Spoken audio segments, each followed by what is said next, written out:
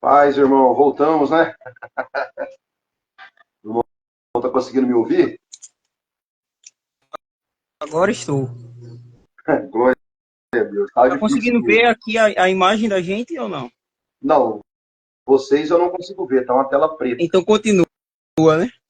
É Veja, contigo. só foi um problema de queda de rede que a gente Ah, teve aqui. Aí eu tive que mudar de lugar para não cair a rede.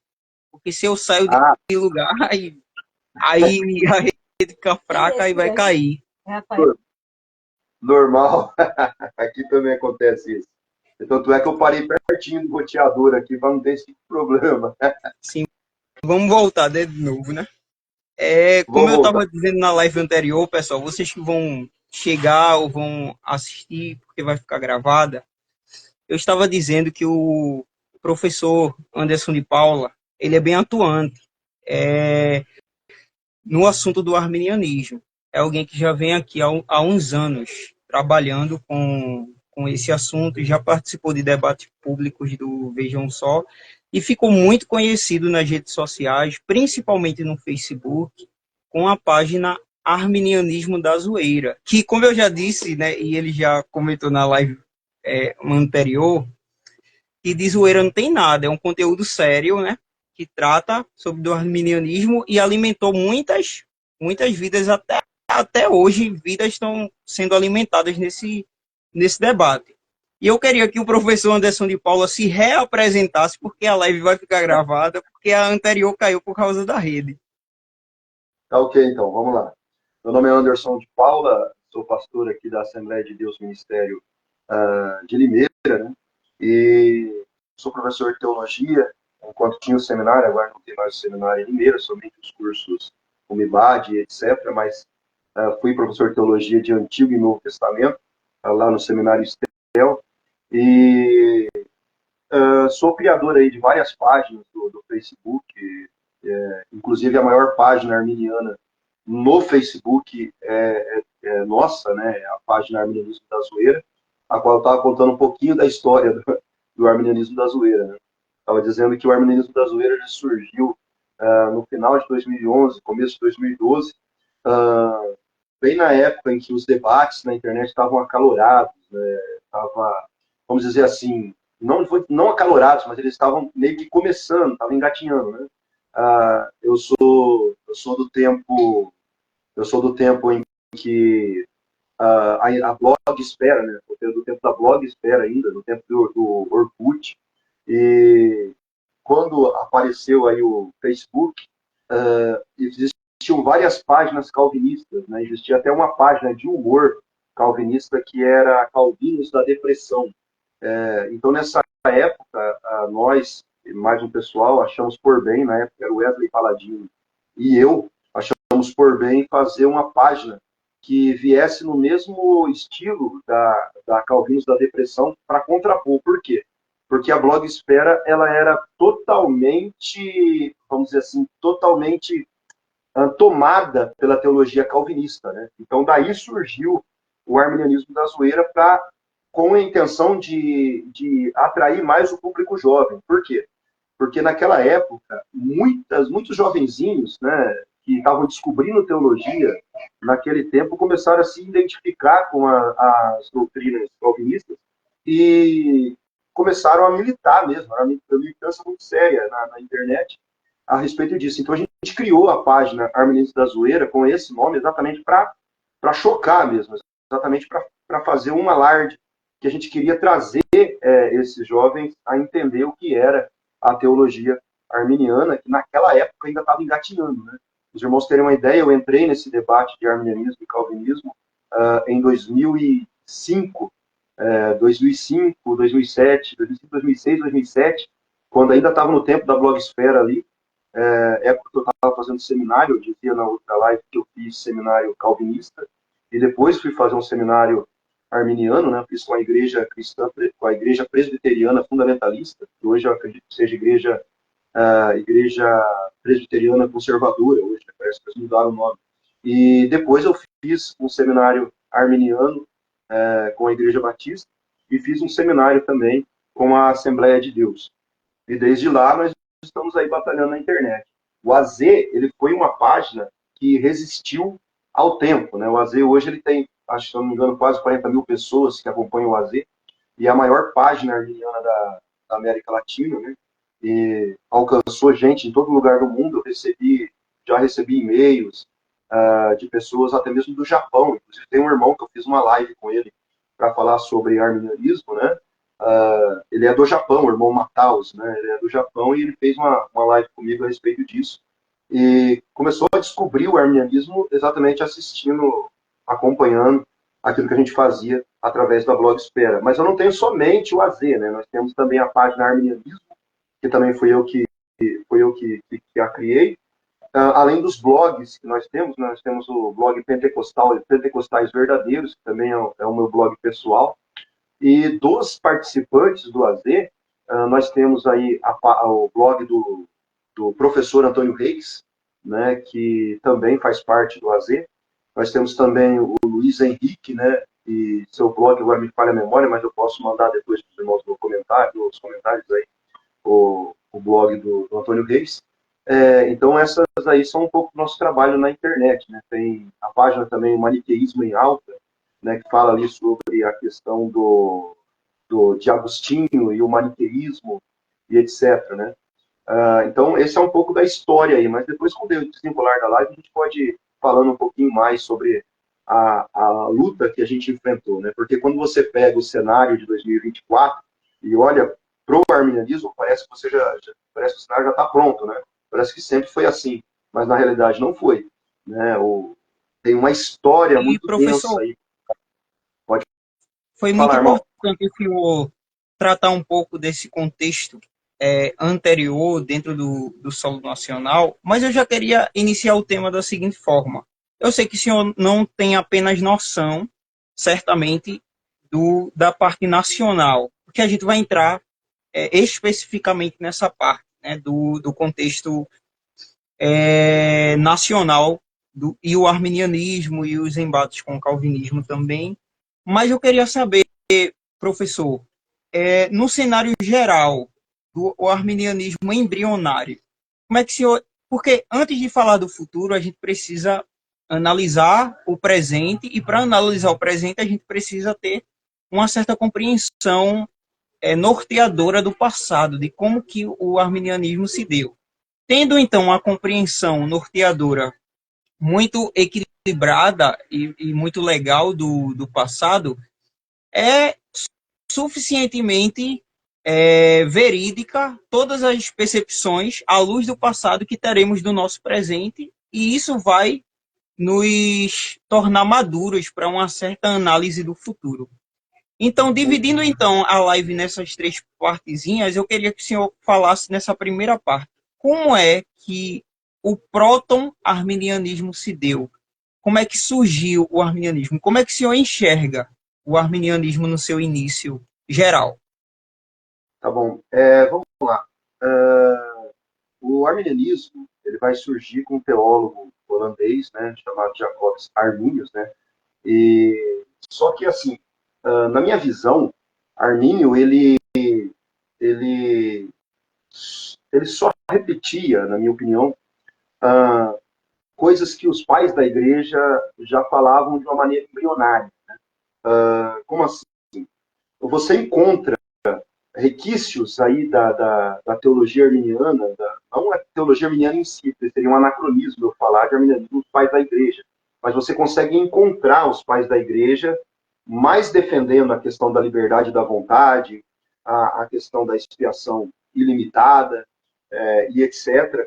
E muito embora os nomes, a sistematização tenha vindo posteriormente, mas você consegue achar nos escritos dos pais da igreja algo que destoa do conceito calvinista, né? Então, Arminio ele viveu num período, inclusive eu tenho até um livro aqui para indicar para os irmãos, deixa eu ver se eu acho ele aqui, esse livro aqui, ó, deixa eu pegar ele aqui, de Carl O. Banks, né? Não sei se os irmãos já ouviram falar desse livro aqui. Arminio, o estudo Ótima da obra. Para reforma, mim, a melhor obra historiográfica hoje. a melhor obra historiográfica. Inclusive, nesse livro aqui, você vai entender como que Armínio foi criado, qual foi o contexto ali que Armínio foi criado. A história realmente história realmente muito densa, né, a respeito disso, mas Armínio cresceu num contexto ali. É incrível que quando você pega alguns historiadores, eles vão dizer que as faculdades que Armínio estudou, muito embora tenha ali Teodoro de Beza, ali como um dos seus professores ali, né, eles falam que era uma escola de formar não calvinistas, né? Vários não calvinistas saíram dessa escola. E Armínio ele vai crescer num contexto em que ele teve o seu professor, um dos seus mais queridos professores foi Petrus Ramos, né? Criador da lógica ramista, e muito longe estava bem longe do calvinismo. Então Armínio ele começa a criar suas ideias ali, crescendo no meio desse ambiente. Poderia falar mais da influência de Erasmo de Roterdã, mas daí a live vai ficar muito comprida para mim chegar nisso. Mas assim, em suma, o arminianismo ele vai surgir quando Armínio ele começa a dar aula e ele encontra algumas oposições ali com seus escritos, e começam a surgir várias espantalhos acerca da teologia de Armínio, e Armínio então escreve a sua declaração de sentimentos, né, ali onde ele vai falar, responder a essas acusações que eram feitas a Armínio, né? E Armínio também ele vai fazer as suas obras, né, suas works em inglês. Hoje nós temos a alegria de ter as works traduzidas, né, para o português, que ficou como as obras de Armínio, pela CPAD. Então, basicamente, o arminianismo ele vai surgir das ideias desse teólogo holandês chamado Jacob Arminius. O que acontece? Armínio ele queria uma revisão das confissões de fé da sua época, e quem queria o sínodo, na realidade, não era os calvinistas. Quem queria um sínodo era o próprio Armínio. Armínio ansiava por um sínodo onde ele pudesse mostrar o que ele queria que fosse revisto acerca das confissões de fé. E Armínio tem todas as suas ideias ali para ser apresentadas nesse sínodo, só que o que acontece? Armínio morre antes desse sínodo acontecer. E nesse meio período, você tem aí uma briga política entre o príncipe Maurício de Nassau, e eu não sou muito bom de falar pronúncias, né, mas um homem chamado O Valente, né, depois os irmãos podem procurar o nome dele aí de maneira mais concisa, é que eu não sou muito bom de pronúncia, mas aportuguesado, o nome dele seria aí Onibevalente, basicamente assim. Então, o que acontece? Nassau ele tinha o poder militar, enquanto esse Onivalente ele era uma pessoa que era mais do povo, né? Então, há um contexto ali político em que Onivalente ele estava mais perto dos remonstrantes ali, estava mais perto das ideias de Armínio, enquanto o príncipe Maurício de Nassau, por causa dos gomaristas, né, acabou entendendo que a teologia que Armínio defendia, que os remonstrantes defendiam, era prejudicial para o seu governo. E quando é chamado o Sínodo de Dort, até o Sínodo de Dort só acontece em Dort, porque eles não queriam que acontecesse nas regiões onde a maioria era remonstrante, então já foi uma fuga aí para que os remonstrantes não saíssem vitoriosos, né? Fato é que os remonstrantes, que eram alunos de Armínio, né, então Armínio morre, e os seus alunos, entre eles Simão Epitópios, né, que foi aí um dos melhores alunos de Armínio, eles já fizeram um documento acerca da remonstrância, acerca dos pontos a qual eles acreditavam serem corretos, para apresentar no sínodo que aconteceria. Então, eles fazem com que o sínodo aconteça em Dort, e entre os delegados que iam julgar aquilo que os remonstrantes iriam apresentar, né, no Sínodo de Dort, os alunos de Armínio, até porque o termo remonstrante ele vai surgir depois, né, mas os alunos de Armínio queriam apresentar nesse sínodo. Então, o que acontece? Por causa da questão política, o príncipe Maurício de Nassau intervém, e os remonstrantes eles não podem ali levar as teses que eles tinham para apresentar ali no sínodo por causa da força do braço de Nassau, da força da espada de Nassau. Na realidade, eles já foram no sínodo como para serem condenados.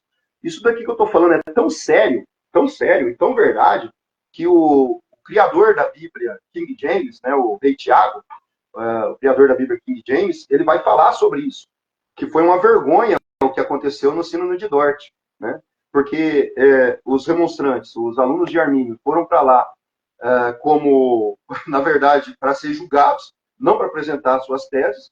O número de calvinistas, o número de delegados que iam julgar as causas dos alunos de Armínio, se eu não me engano, era 49 delegados. Entre os 49 delegados, todos os 49 delegados que iam julgar as causas dos alunos de Armínio eram calvinistas, né? Então, o que acontece? Há um grande problema aí há o Sínodo de Dort, aí os calvinistas costumam dizer assim, mas o arminianismo foi condenado no Sínodo de Dort de maneira unânime. É óbvio, só tinha calvinista, né? E ainda tinha o peso da espada de Nassau, e os remonstrantes não podiam apresentar os seus melhores debatedores. Eles foram obrigados a não levar algumas pessoas que eles queriam levar, ficaram lá, só apareciam quando eles mandavam eles ir lá para falar alguma coisa na frente desses delegados, e ainda você tinha o poder do príncipe Maurício de Nassau sobre isso, sobre o sínodo. Então, o que acontece? Os demonstrantes, os alunos de Armínio, eles são, vamos dizer assim, considerados como heresia por causa do sínodo de Dort, dos delegados, e recebem o nome de remonstrantes, né, de uma maneira jacosa contra eles. E isso daí é interessante que fica o nome até hoje, né, remonstrância.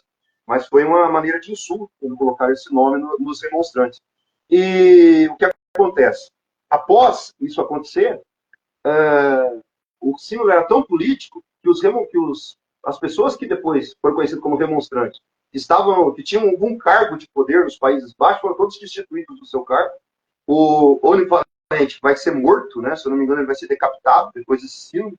Então, esse é o enredo e esse é o contexto do Sínodo de Dort. E a partir daí, passam-se os anos, os remonstrantes eles podem de novo voltar aos Países Baixos, né? Então eles voltam e fundam a igreja nos Países Baixos, e o arminianismo, na realidade, ele vai começar nesse contexto, tá? Esse é o contexto aí do arminianismo clássico, né? Até a remonstrância aí, tá? Então, praticamente esse seria o embrião arminiano. Pode falar, irmão. Foi uma ótima abordagem que o senhor teve desse proto-arminianismo, principalmente quando o senhor disse muito bem que Armínio só fez uma reorganização dos pontos teológicos que já foram trabalhados desde Crisóstomo, por exemplo. É o que diz o Beignal, né, no primeiro volume das obras de Armínio. Então, é apenas uma reorganização de pontos nessa retomada da teologia evangélica, porque, como a gente sabe muito bem, né, professor, o calvinismo naquela época, na época de Armínio, era um calvinista totalmente mutado. Nem, em muitos pontos ali, nem o próprio Calvino apoiava certos pontos que eles fizeram. Então, é apenas essa organização que Armínio faz de toda a história da igreja, considerando também as primeiras confissões holandesas, que foi a confissão belga, o Catecismo de Heidelberg, que Armínio foi defendido usando esses mesmos documentos, né? Então, foi mesmo, como o senhor falou, um levante político que determinou, então, o futuro daqueles anos até, se não me falha a memória, 1630, né? Que é, antes mesmo de 1630, acho que nos anos de 1625, se reabriu essa liberdade. Tanto que em 1630, a igreja remonstrante é levantada também em Amsterdã, tendo em vista que a primeira igreja foi por meados de 1621, ali na Antuérpia, né? Temos a igreja até hoje ali, dos remonstrantes na Antuérpia. Outra coisa que a gente precisa pontuar, irmão, quando a gente fala de Armínio, é que muita gente se baseia falando que Armínio ele teve uma mudança de teologia quando ele debateu com Dick Conert, né, aquele humanista Dick Conert. E, na verdade, quando você lê essa obra aqui que eu indiquei para os irmãos aqui, você vai ver o Carl Banks falando que isso é uma lenda, né? Não pode ser provado esse debate. Muito embora é um amigo de Armínio que vai falar sobre isso, mas quando você vai para os documentos históricos que Carl Banks vai falar aqui nesse livro, ele diz que você não acha dados sobre esse debate. Houve sim um convite, tá? Só que você não acha nada dizendo que Armínio tenha debatido com Dick Conert nem sobre essa mudança de teologia de Armínio, que para Carl Banks é uma lenda, tá? Então a gente tem que deixar isso bem claro. E quando você vai estudar sobre a formação de Armínio, ali no contexto em que Armínio cresce, você vai ver que Armínio era bem mais propício aí a não ser aí um calvinista do que um calvinista. E, inclusive, eu tenho uma série de artigos que eu fiz no meu blog, que se chama Armínio Calvinista, uma análise dos principais argumentos que tentam colocar Armínio como calvinista. Está no meu blog Pentecostais Verdadeiros, uma série de 3 artigos. Ainda está faltando eu escrever o quarto, que eu não tive tempo de escrever. Mas se os irmãos quiserem se aprofundar um pouco mais no assunto, Armínio foi ou não foi calvinista, né? Houve essa mudança de teologia ou não houve essa mudança de teologia? Você pode achar lá no meu blog Pentecostais Verdadeiros e ler ali os artigos, que eu tenho certeza que vai aprofundar o debate aí, tá bom? Professor, eu também queria que o senhor falasse do progresso do arminianismo pós-remonstrantes, porque o que é que eu percebo quando eu vejo assim o cenário do arminianismo na história? Eu percebo que o arminianismo vai abrindo mão de alguma espécie de confessionalidade rígida. Por exemplo, as documentações de 1610, que foi na Confissão de Haia, como a gente bem sabe, que foi esse primeiro encontro formal entre os remonstrantes para defenderem as suas argumentações estatais e jurídicas também, porque eles deveriam dar conta juridicamente de todas as posições teológicas naquela época. Temos também a documentação de 1618, que é a opinião dos remonstrantes contra o próprio documento, que infelizmente no Sínodo de Dort eles foram lidos pelos calvinistas e interpretados pelos calvinistas e não pelos próprios arminianos. Era, E temos a confissão de 1621, né, professor? Que é a confissão que eu vou aportuguesar aqui os nomes também, como o professor Anderson de Paula, eu vou pedir licença a ele, que é o Johanne Wittenbongar e o Simão Episcópio, né? Então, sim, sim. esses dois bastiões que fizeram essa documentação confessional rígida, apesar que outros desdobramentos do Simão Episcópio, pessoalmente, isso a gente não vai aplicar a Armínio nem às igrejas remonstrantes que ele teve, em torno de outras questõezinhas de expiação. Mas aí fica para outra.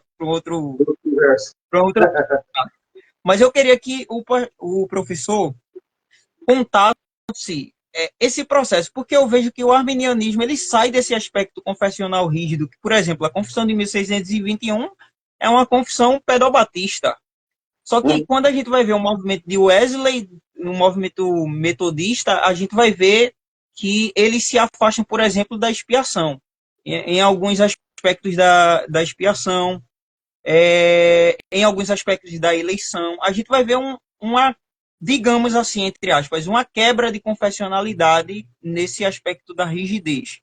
Então, como é que se vê esse progresso do arminianismo agora considerando os metodistas e alguns puritanos também, que eu fiquei sabendo pelo Efraim, não sabia que no próprio movimento puritano tinha arminianismo ali. Ele citou alguns arminianos puritanos. Um deles refutou o John Owen. Então, se tem um Calvinian por aqui, teve um arminiano que refutou o John Owen.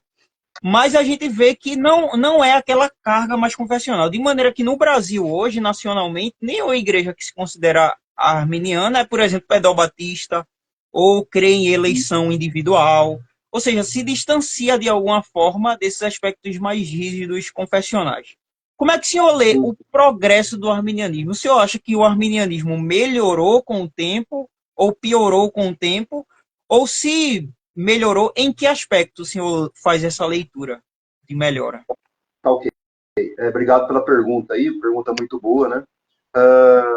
Então, na realidade, quando a gente pega o arminianismo clássico, ele tem algumas diferenças do arminianismo wesleyano, né? Mas, assim, eu vejo o wesleyanismo como uma progressão positiva do arminianismo. Por que eu falo isso? Porque, assim, ó, a teologia, ela deve sempre estar em constante movimento, né? A teologia, ela não deve ser uma doutrina estática. Ela deve ser uma doutrina que você continua crescendo, né? Continua desenvolvendo, continua fazendo teologia, como alguns irmãos gostam de falar. Então, eu vejo que o movimento wesleyano ele trouxe uma contribuição muito grande para o arminianismo em relação a algumas questões, como, por exemplo, a questão da cosmovisão cristã. Porque quando você pega o arminianismo clássico, somente, o arminianismo clássico, você vai falar ali de soteriologia, né, de doutrina da salvação, algumas outras coisas, mas basicamente doutrina da salvação. Só que quando você pega o wesleyanismo, você vai ter uma visão de mundo, né, é uma visão de mundo wesleyana, é uma visão de mundo, uma uma cosmovisão. Porque assim, o calvinismo, ele também é uma cosmovisão, né? O calvinismo ele faz ele tem uma visão de mundo, assim como o wesleyanismo. Então, o que eu acho dessa progressão arminiana é que eu vejo como de maneira positiva, tá? Eu vejo de maneira positiva. Até John Wesley eu vejo uma maneira muito boa de progressão. Assim, o wesleyanismo, por exemplo, eu tenho uma visão sobre a eleição que eu considero ela tanto na esfera individual, né, pela presciência, conforme o arminianismo clássico fala, né, e vejo ela também na esfera corporativa, né, conforme aí você tem o wesleyanismo apontando. Então, eu vejo que você tem uma evolução muito boa de John Wesley, uma contribuição muito legal de John Wesley para a teologia. Essa contribuição de John Wesley teve um enfoque aí com a questão dos movimentos de santidade, etc., até você chegar lá aqui no Brasil também, influenciando as igrejas pentecostais, né, que em sua maioria são arminianas, né, e seguem mais o arminianismo wesleyano. Então eu vejo uma progressão boa nisso. É óbvio que a gente também tem os outros lados da moeda, né? Você tinha na época os arminianos de coração, arminianos de cabeça, né? Depois os irmãos pesquisem um pouco sobre esses dois conceitos, né? Que na realidade tinha começou uma ideia um pouco errada que influenciou até os dias de hoje na questão, por exemplo, do livre-arbítrio, né? Algumas igrejas hoje entendem o livre-arbítrio, tem aquela ideia de livre-arbítrio nato, né? Livre-arbítrio não contaminado pela queda, que o homem teve uma depravação parcial e etc, etc. Tudo isso daí é fruto de um desenvolvimento que surgiu lá atrás, né? Tipo a questão dos arminianos de cabeça e etc. Então eu vejo, irmãos, que você olhar para a história, você vai ver o lado bom da progressão e o lado ruim, né? Uma ideia boa que aconteceu, pelo menos na nossa visão aqui, né? É a questão do afastamento aí do pedobatismo, porque realmente Armínio, ele era realmente pedobatista, né? Armínio realmente era pedobatista. Depois você vai ver esse afastamento aí de John Wesley, o que nos mostra uma coisa interessante, que em matéria de teologia, em matéria de estudo bíblico, não é porque alguém defendia alguma coisa que você deve seguir ele à risca, tipo, em tudo que ele falou, você tem que seguir ele. Você segue naqueles pontos em que você vê concordância com as Sagradas Escrituras.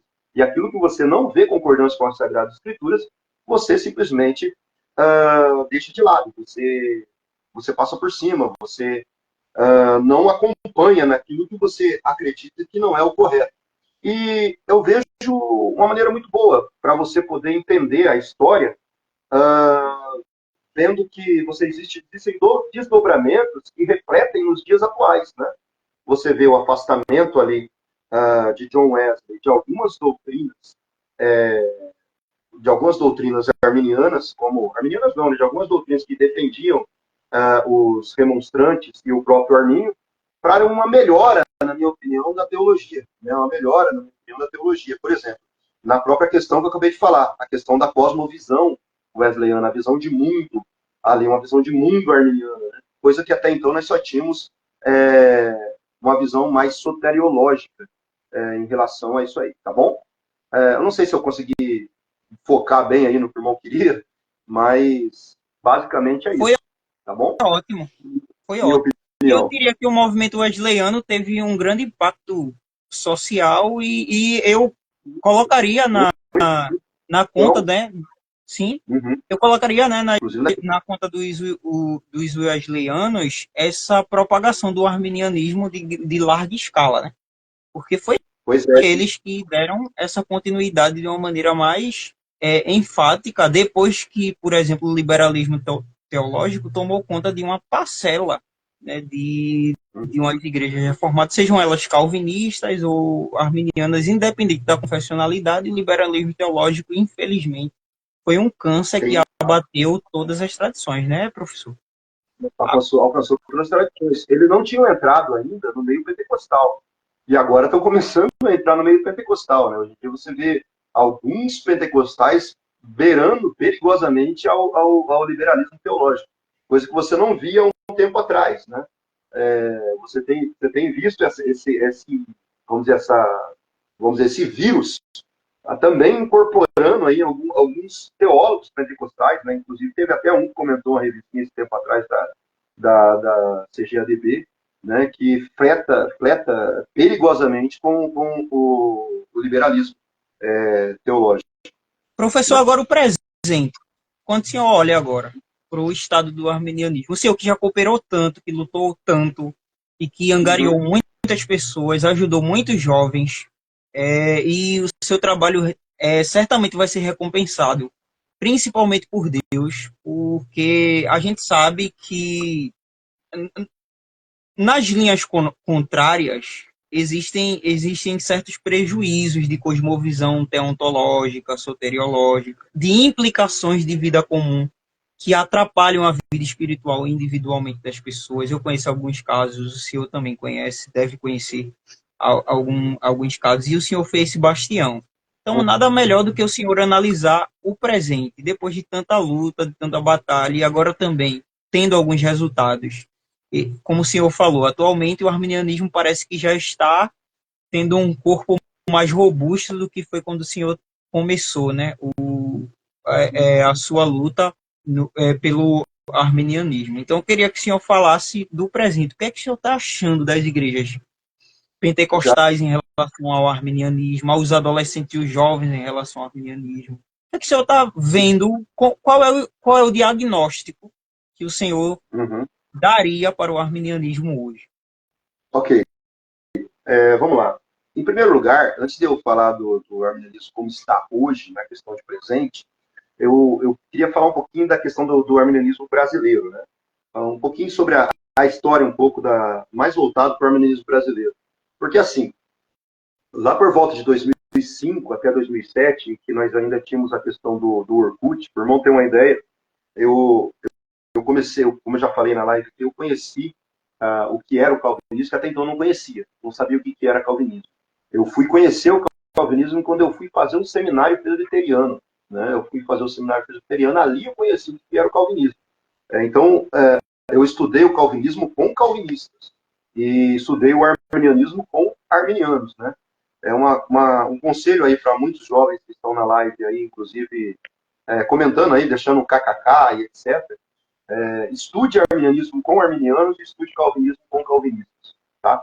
É a melhor maneira de você aprender, ser neutro, aprender de um lado ou de outro e ver, aí compare com as escrituras e ver qual que é o correto. Então, por volta de 2005, comecei a entender o que era isso.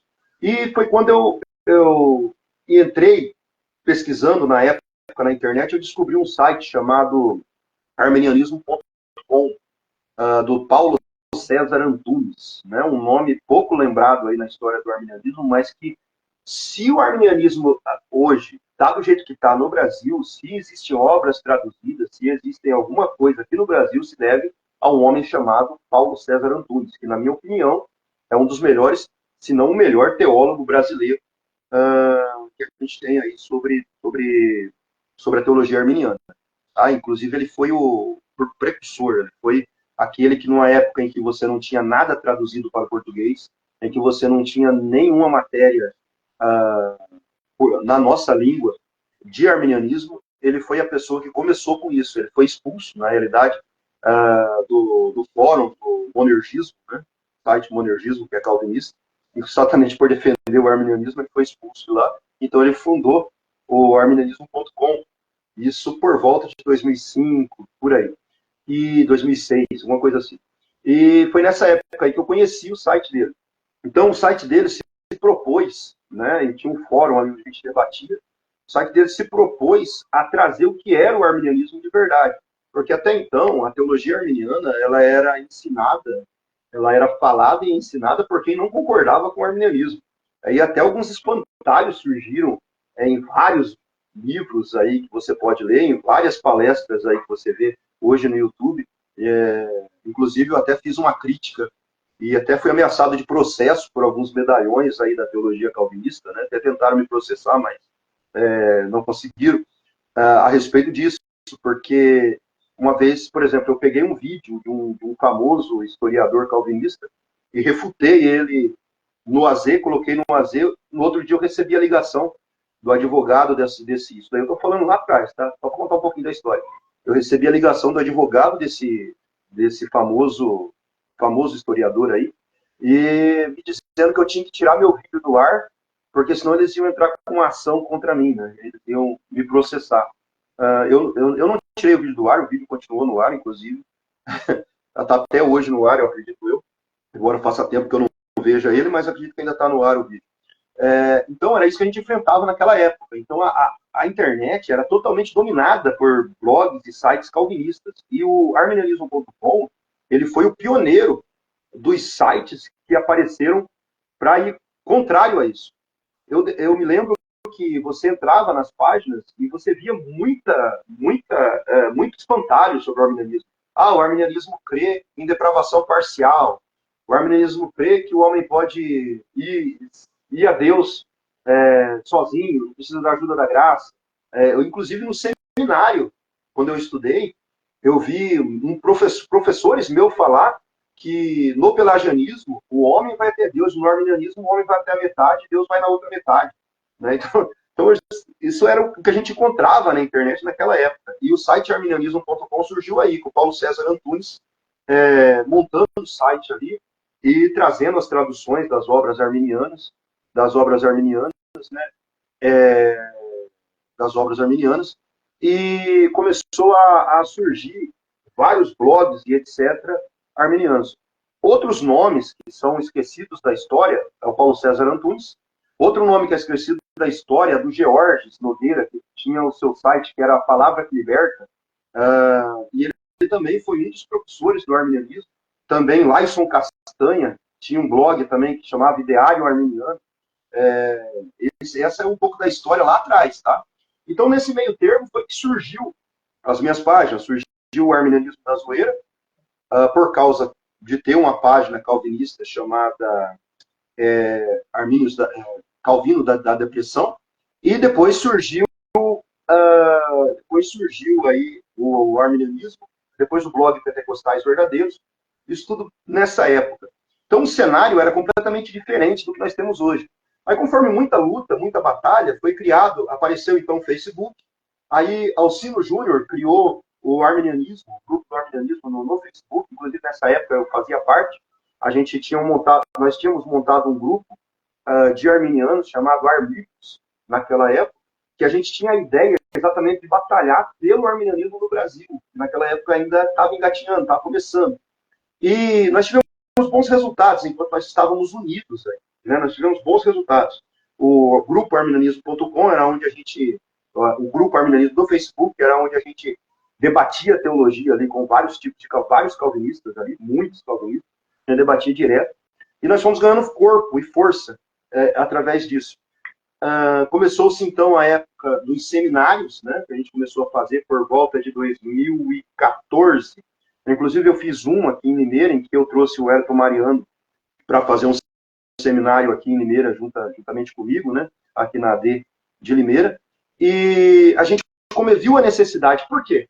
Porque antes da internet, era cada um no seu quadrado. Eu posso dizer assim, era cada um no seu quadrado, antes da internet. Antes da internet, você tinha os presbiterianos com a sua teologia, com a sua tradição reformada, calvinista, etc., no seu quadrado. E você tinha, por outro lado, as igrejas da Assembleia de Deus, as igrejas de confissão mais arminiana, muito embora, até sair a declaração de fé das Assembleias de Deus, inclusive que o AZ teve participação, não por todos os membros do AZ, mas por causa de um membro que participou ali, que participou da elaboração, era quem respondia as perguntas, quando os teólogos da Assembleia de Deus pediam, né, a respeito da salvação. Tem um ali do AZ, não é eu, tá? Não sou eu, era outro ali, teólogo do AZ, que participou disso. E até então, parecia que as Assembleias de Deus tinham uma certa rixa, né, um certo medo de se declarar arminiano, não falava, por exemplo, termos como graça preveniente e etc., não eram falados ali na Assembleia de Deus. Por quê? Porque todo o contexto em volta, nessa época, era um contexto calvinista. E por causa dos espantalhos que eram levantados ali, nesse meio, algumas igrejas que são claramente arminianas não queriam falar que eram arminianas com medo de serem taxadas aí como defendendo uma teologia errada e etc. Então, surgiu nesse meio termo. Aqui em Limeira, aconteceu até um episódio que eu vou passar para os irmãos que estão nos assistindo aí, em que começou-se a fazer de maneira meio que na surdina. Tinha umas salas em que chamavam algumas pessoas para fazer algumas palestras, uns jovens chamavam. E alguns desses jovens, se encontraram com a teologia calvinista através da internet e começaram a ensinar isso para os jovens dentro da Assembleia de Deus. Então eu fui contra isso e comecei a falar contra isso. Foi quando surgiu as ideias dos seminários, né, aqui em Limeira, e começou a se espalhar as ideias de você fazer conferências arminianas pelo Brasil inteiro. Então em 2014 foi que começou isso. Aí em 2015, se não me falha a memória, foi feito o primeiro congresso mesmo, assim, de teologia arminiana, que foi feito, se eu não me engano, no Ceará, onde foi feito. E aí começou a se expandir a teologia arminiana, até que nós conseguimos incomodar aí a cúpula da Assembleia de Deus, né? A CGADB, que viu a necessidade de entrar também na batalha pelo arminianismo. Tanto que eu costumo dizer que foi o primeiro documento, assim, você pode colocar pastor Severino, lá para trás, o próprio Antônio Gilberto, mas assim, que teve repercussão nacional, assim, pesado, não só nos arraiais assembleianos, né? Foi o artigo na revista Obreiro Aprovado, que foi feito pelo pastor Silas Daniel, em defesa do arminianismo, era o nome que trazia essa matéria. Mas essa matéria só foi surgir porque lá atrás nós tínhamos começado a batalhar pelo arminianismo. E chegou a uma altura que assim, ficou famoso no Brasil isso que a gente estava fazendo. A Assembleia de Deus viu a necessidade de também entrar nessa seara, aí, entrar nessa batalha. E a primeira matéria aí, depois que nós começamos a batalhar pelo arminianismo nas Assembleias de Deus, foi a matéria aí do Silas Daniel. Depois da matéria do Silas Daniel, nós tivemos várias repercussões aí dessa matéria, vários seminários em vários lugares, até que nós sonhávamos, nessa época, em 2015, nós sonhávamos com a tradução das works para o português. Porque o que tinha de espantalho, mas de espantalho sobre a teologia arminiana, era absurdo a quantidade de espantalho que existia sobre a teologia arminiana. E o nosso sonho era a tradução das obras de Armínio para o português. E então nós tivemos uma notícia de primeira mão ali, de que as obras de Armínio iam sair. Inclusive, eu até vi alguns calvinistas falando que não sabia por que tanta badalação pelas obras de Armínio, né? Porque eles acreditavam que as obras de Armínio, mesmo sem ler, as obras de Armínio iriam, na realidade, contra o arminianismo, porque daí ia olhar lá e ver que realmente cria depravação parcial e etc, etc. Isso aí você via muito na internet, inclusive por pessoas que são renomadas, tá? Eu não vou citar o nome aqui, mas eu poderia citar, mas não vou citar, porque esse povo gosta de processar quem fala, mesmo que você fale a verdade. Aí depois eu vou ter que provar e fica difícil, você gasta muito tempo. Mas assim, pessoas falavam isso, tá? Da obra de Armínio, até que a obra de Armínio saiu, né? Saiu, e é muito interessante isso, eu costumo brincar, que nesse tempo meu de estudo sobre arminianismo, eu vi Armínio sendo pelagiano, eu vi Armínio sendo semi-pelagiano, e depois, nos últimos anos, eu vi Armínio sendo calvinista. Né? Essas três coisas, eu vi Armínio sendo pelagiano e Armínio calvinista. Detalhe, que as mesmas bocas que falavam que Armínio era pelagiano, falaram que Armínio era semi-pelagiano e falaram que Armínio era calvinista. As mesmas pessoas. Eles são muito incoerentes, professor. Eu não conheço um povo mais incoerente do que esses militantes calvínios por aí da mídia social. Não, então, ainda quando é militante, quando é esses pessoal que lê uma sistemática e acha que sabe tudo de teologia, né? A pessoa nunca sentou no seminário, mas leu uma sistemática, assistiu 2 vídeos no YouTube, já acha que é mestre em teologia. Mas, mas vamos lá. Quando é eles, eu até ignoro, até entendo. Agora, o problema é quando são os medalhões que falam isso. E você acha tudo isso que eu estou falando. Se você pesquisar, você vai achar falas no YouTube dizendo exatamente isso que eu estou falando. Tá? Exatamente isso que eu estou falando. Mas, continuando aí saiu as obras de Armínio. Aí, depois que saiu as obras de Armínio, nós tivemos um grande problema no meio arminiano. O grupo que se tinha, ele começou a ficar meio que defasado, tá? Eu acredito que esse grupo ainda continue, que eram os Armigos, mas eu saí desse grupo. Saí do grupo por motivos assim, que eu não estava mais com as mesmas ideias batendo a respeito do que eles achavam, do que eles pensavam, né? Então, o problema disso tudo é que o arminianismo, agora partindo para a atualidade do arminianismo, eu vejo que existem coisas boas e ruins do arminianismo. O lado bom de tudo aquilo que foi feito é que houve uma abertura para o debate e o debate se igualou. Na época em que eu comecei com as páginas, o debate era desigual. Era só nós. O resto era a blogsfera inteira, era a internet inteira, a maioria da internet com os medalhões aí calvinistas, e o que nós refutamos de espantalho do arminianismo, o irmão não faz ideia nesse tempo. Então, hoje, que você já tem aí a teologia arminiana mais estabelecida, você tem materiais aí traduzidos para o português, né? Hoje ficou mais fácil você pesquisar sobre a teologia arminiana. Só que ainda existem coisas que merecem críticas no meio arminiano. Por exemplo, os arminianos, na minha época, que então eram unidos, eles começaram a seguir suas causas próprias, né?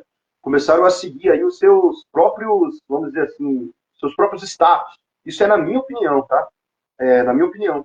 E acabou meio que aquela causa, que era todo mundo unido, acerca daquela causa, acabou ficando de lado. Inclusive, eu já vi gente que critica as minhas páginas usando meus argumentos, sem saber que são meus. Usando os meus textos.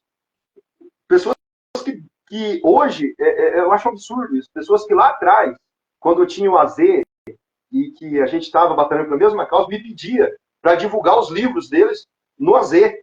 Hoje fala mal do AZ, porque ficou politicamente correto. E eu costumo dizer que não existe coisa mais danosa para a teologia quando a teologia se torna politicamente correta. Sabe? Quando a teologia começa a ficar aquela teologia de comadre, de compadre, sabe? Tanto é verdade... Armínio é uma prova disso, né, professor? Oi? O próprio Armínio é uma prova disso, de que a produção teológica ela não pode ser subserviente de nenhuma esfera extra teológica, né? Tendo em vista, por exemplo, que antigamente era assim, eles queriam a subserviência do povo, das igrejas, dos ensinamentos das igrejas confessionais, abaixo do Estado e do poder, para que todo mundo falasse aquela mesma coisa e reproduzisse aquela mesma métrica e lenha nos remonstrantes e no próprio Armínio, né? Exato. E é isso aí que acontecia. Entendeu? Então, o que acontece? Na minha opinião, o atual momento do arminianismo no Brasil, ele precisa ter uma chacoalhada, na realidade. Ele precisa abrir espaço para novas pessoas entrarem no meio. Porque a teologia, ela precisa de uma abordagem dinâmica, não uma abordagem engessada, ela precisa de uma abordagem dinâmica. Porque quando você olha com os olhos de fora da teologia arminiana, ou lendo alguns comentaristas arminianos do Brasil, parece que a teologia arminiana ela é superficial, quando na verdade ela não é. Ela é uma teologia extremamente rica. Tá? Ela é uma teologia extremamente rica. Então, o problema hoje é que, na minha opinião, ela meio que estacionou naquilo que a gente já falava lá atrás. Sabe? A gente já falava lá atrás, lá em 2000 e pouco, a gente já estava tratando sobre isso, né? Já estávamos falando. Então, o pessoal de hoje, o arminianismo hoje, na minha opinião, ele ficou meio que estagnado e não abre as portas para pessoas que podem contribuir com isso, podem contribuir com o andamento do debate, com o andamento do arminianismo. O irmão aqui marcou, por exemplo, o pastor Juliano Fraga, que é meu amigo. tá? Meu amigo, gente boa, converso com ele de vez em quando na internet, é muito, muito gente boa, e é uma pessoa que conhece muito de teologia também, sabe? Conhece bastante. Essa pessoa, o próprio Efraim, por exemplo, Efraim também eu gosto muito dele, conhece bastante teologia.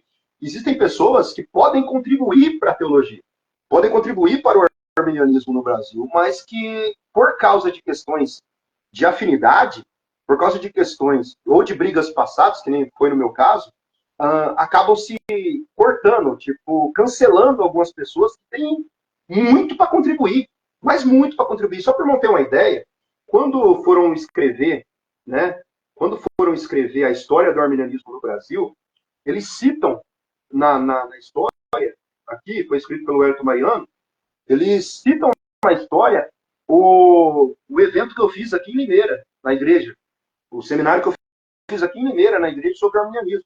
Só que, por não ter uma ideia, eles escondem meu nome. Eles tiraram meu nome, não tem meu nome. E quando o irmão vai olhar para as páginas que eles contam que surgiram nesse período que eu falei, eles também excluem as páginas arminianas que ajudou eles lá atrás. Eles excluíram todas as minhas páginas também dessa ideia. Por quê? Por uma questão politicamente correta. Porque naquela época, você debatia de frente, você batia de frente, né? Não tinha essa de politicamente correto. E hoje, com o passar do tempo, as amizades, a ideia de você fazer uma conferência junto, andar junto, comungar junto, não que isso seja ruim, tá? Mas eu posso andar junto com quem pensa diferente de mim. Mas eu tenho que deixar claro que eu penso diferente dele, entendeu? Eu tenho que deixar isso claro, só que muitas pessoas não querem ouvir o lado contraditório. Querem que em questões que são delicadas, você se cale para que você possa, então, andar com aquela pessoa, né? O Anderson é muito radical, o que dizem. Só que a verdade é que se não tiver uma mudança de paradigma no hoje, nós temos problemas para o futuro do arminianismo. David Hunt, por exemplo, que escreveu o livro Que Amor é Esse? Se ele fosse brasileiro, ele seria considerado também vamos dizer assim, um radical, né? Porque se você, eu não sei se o irmão já leu o Que Amor é Esse, David Hunt? Eu tinha em casa e já dei umas folheadas nesse livro. Pois é, eu já li o livro quando ele lançou, né? Quando ele lançou, eu li o livro. Inclusive, eu ganhei ele, porque quem traduziu ele foi o Wellington Mariano, eu ganhei ele do próprio Wellington Mariano. Também era uma luta, a gente queria porque queria que essa tradução saísse do livro do David Hunt. Que amor é esse, David Hunt? E nesse livro, David Hunt desce a madeira, mas desce a madeira, assim, mas bastante. E se ele fosse brasileiro, ele ia ser considerado também uma pessoa radical.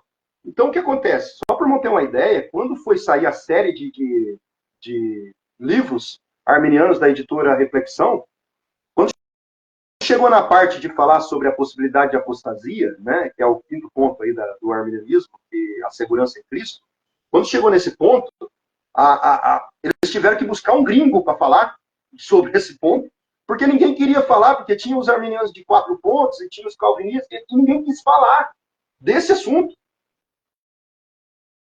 Eu acho um absurdo, porque é o que eu estou falando, é a teologia do. Como é que fala? Agora fugiu a memória aqui o termo que eu usei. Mas é a teologia do politicamente correto. Uhum. Politicamente correto, a teologia Agora do veja, politicamente professor, correto. só uma coisinha que o senhor está falando, eu queria que o senhor falasse sobre isso, qual é o seu ponto de vista. Nesse Sim. aspecto de os arminianos não serem tão convictos nesses 5 pontos e migrarem para um arminianismo um pouco soft, né, digamos, politicamente correto, usando seu termo, para entrar nessa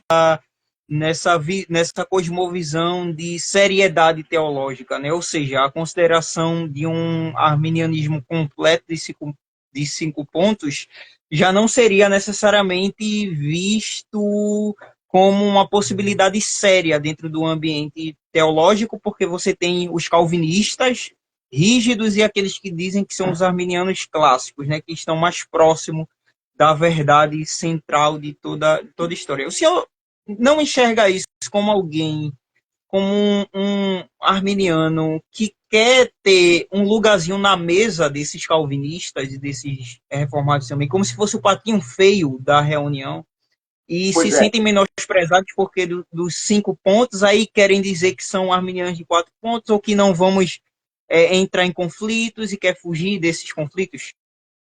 Inclusive, até esqueci de citar, o que o irmão está falando é muito verdade, porque até o que eu esqueci de citar é que saiu, na época, saiu uma carta de, de uma pessoa da Assembleia de Deus, que também é um teólogo da Assembleia de Deus, e que ele viu que o debate estava crescendo, e o pessoal calvinista começou a reclamar, né, do debate na internet. Então, o que aconteceu? Eles fizeram uma carta em que assinou arminianos e calvinistas pedindo o debate irênico, né? O debate irênico, etc, etc. Só que até então, quando o arminianismo era massacrado na internet, não tinha debate irênico. Entendeu? Ninguém tinha feito carta nenhuma pedindo para ser irênico o debate. E hoje, nessa época, eles fizeram, quando o debate equiparou, né? Quando as páginas arminianas explodiram, como a minha, por exemplo, e as outras, explodiram, eles pediram para equiparar, para fazer um debate irênico, ou seja, um debate mais de comadre, sabe? Vamos fazer. Inclusive, na época, eu fui completamente contra. Desci o porrete na carta que eles fizeram a respeito disso. É exatamente isso que o irmão está falando. Poder sentar na mesa. Quando viram que ia ter mais espaço de poder falar em certas conferências que tiveram por aí, sabe? Que você ia ter mais espaço nesses pontos, foi que começou isso aí. Então, irmão, o que o irmão está falando é muito verdade. A questão aí de você ficar com medo de perder espaço. É coisa que você não pode ter. Medo de perder espaço. Eu costumo dizer o seguinte: as pessoas podem criticar o AZ e as pessoas que fazem parte do AZ. Mas o AZ sempre teve a mesma posição. Sempre teve a mesma posição. Sempre se posicionou. O AZ nunca ficou em cima do muro. Até hoje, sempre se posicionou. Apanhando ou não apanhando. Teve época, irmão, que fizeram até campanha para as pessoas deixarem de curtir o AZ, abandonarem o AZ e etc. Mas não funcionou. Graças a Deus, o AZ continua crescendo e está crescendo até hoje. Mas, assim, sobre a questão da questão da apostasia, algumas pessoas vêm para o arminianismo e têm dificuldade de largar a questão da perseverança dos santos, né, incondicional. E no Brasil, aqui no Brasil, o pessoal fala que eu sou... Aliás, só no Brasil que eu vi isso aí, na realidade. Se tiver algum outro lugar, realmente eu não vi, eu desconheço. Dizer que o arminianismo clássico é o arminianismo de 4 pontos. Isso não é verdade, tá? Não é verdade. Não tem sentido isso que é falado. Porque, embora Armínio nunca tenha ensinado, Armínio vai dizer assim, olha, tudo isso acontece por causa de um erro de tradução na declaração de sentimento, que foi traduzida em inglês, depois trouxe o mesmo erro para o português, que é quando o Armínio vai dizer assim, ó, eu afirmo que nunca ensinei, eu até separei aqui para falar para o irmão aqui, ó. Cadê? Deixa eu achar onde é que ele falou. Que Armínio vai dizer o seguinte, olha, nunca ensinei que o verdadeiro crente pode tanto cair totalmente, distanciar-se da fé e perecer, né? Volume 1 das Institutas aí, página 233, né? Então tem essa tradução. O pessoal fala, olha, Armínio diz aí que nunca ensinou que um crente pode cair da graça e se perder. Só que isso daí é um erro de tradução. Porque assim, você precisa fazer uma distinção. Armínio estava falando aqui de um outro ponto. Você tem que fazer uma distinção na teologia de Armínio, porque Armínio ele diferenciava a questão aí do eleito, tá? Do eleito e do verdadeiramente crente. O eleito, ele é aquele que foi salvo, permaneceu salvo até o final. E o verdadeiro crente é aquele que, por alguma razão, apostatou da fé. Só que ele foi salvo e perdeu a salvação. Então, quem que é o eleito? O eleito é aquele que foi salvo, continuou salvo até o final. Então, Armínio fazia essa distinção na teologia dele. E quando o Armínio está falando aqui, ele também dividia a questão da possibilidade e se realmente acontecia. Isso que eu estou falando, de questão de perder a salvação. Então, Armínio ele vai ser muito claro quando ele fala aqui, quando você entende o original aqui, que ele estava falando acerca da questão de se verdadeiramente o crente realmente cai. Que ele deixou em aberto esta questão, né? Mas que ele defendia que existe a possibilidade de queda, existe. Ele diferenciava a possibilidade de queda como se realmente cai. Era isso que ele diferenciava. Só que para Armínio, tanto que ele vai dizer assim, olha, os textos das Sagradas Escrituras mostram que várias pessoas apostataram da fé. Então as pessoas pegam esse ponto de Armínio para dizer que Armínio não acreditava aí na questão da perca da salvação. Só que eu posso citar vários textos de Armínio que falam a respeito de perca da salvação, como, por exemplo, que Armínio vai dizer nas obras, volume 1, página 232, Armínio diz assim, ó, Jesus Cristo, também pelo seu Espírito, as auxilia, quem? As pessoas salvas, em todas as tentações que enfrentam e lhes proporciona o pronto socorro da sua mão. Também entendo que Cristo as guarda, não as deixando cair, desde que tenham se preparado para a batalha, implorando por sua ajuda e não querendo vencer por seus próprios esforços. Olha o que ele está dizendo aqui. Ele está dizendo que Cristo auxilia, mas tem um porém, desde que a pessoa não queira vencer por seus próprios esforços.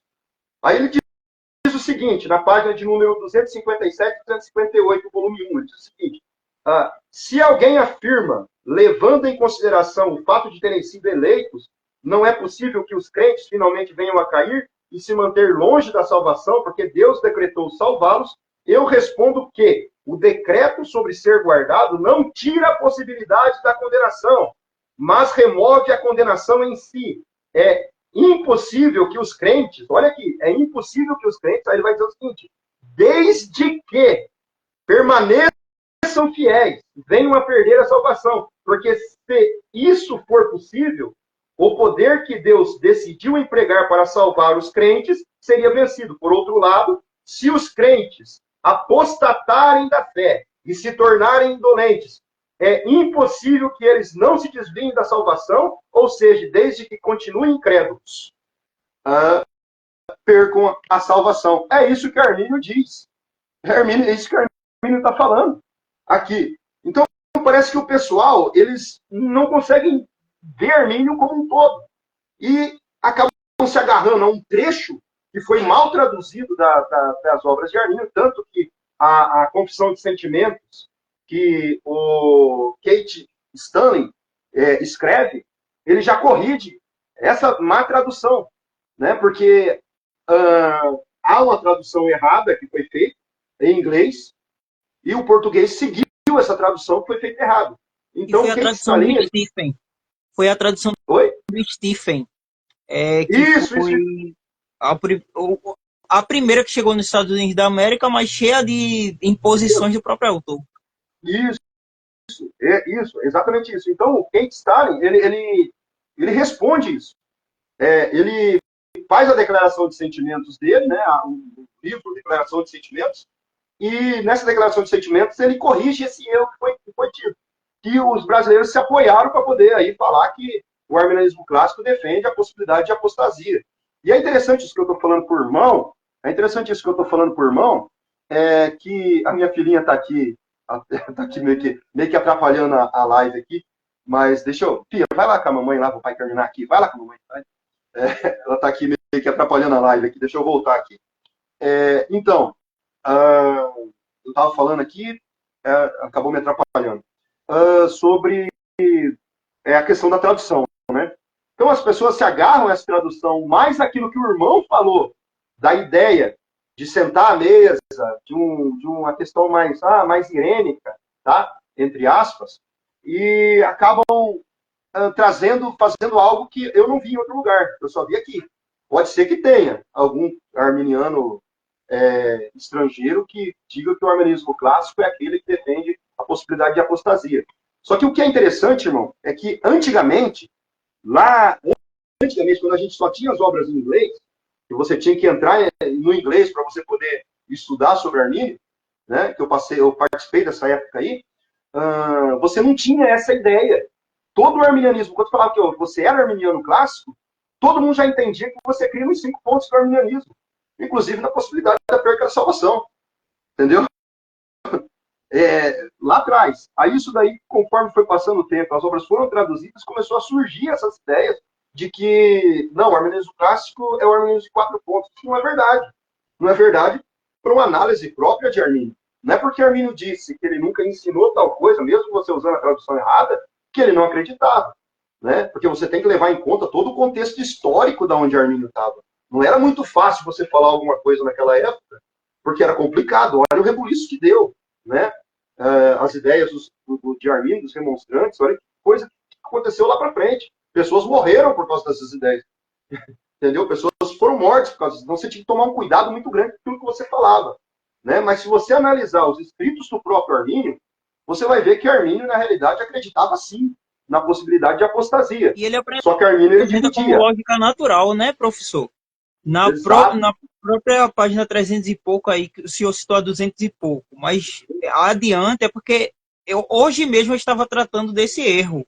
Sim. Em uma página específica, o irmão só leu o trechinho onde Armínio fala alguma coisa que parece que ele não acredita na perda da salvação, mas se ele lesse até a página 350, ele iria ver que Armínio acreditava sim, né, na perda da salvação. É tanto que o próprio Armínio diz que ele faz uma investigação histórica das igrejas gregas e latinas. Ele considera Agostinho, o escrito de Agostinho e de Própser.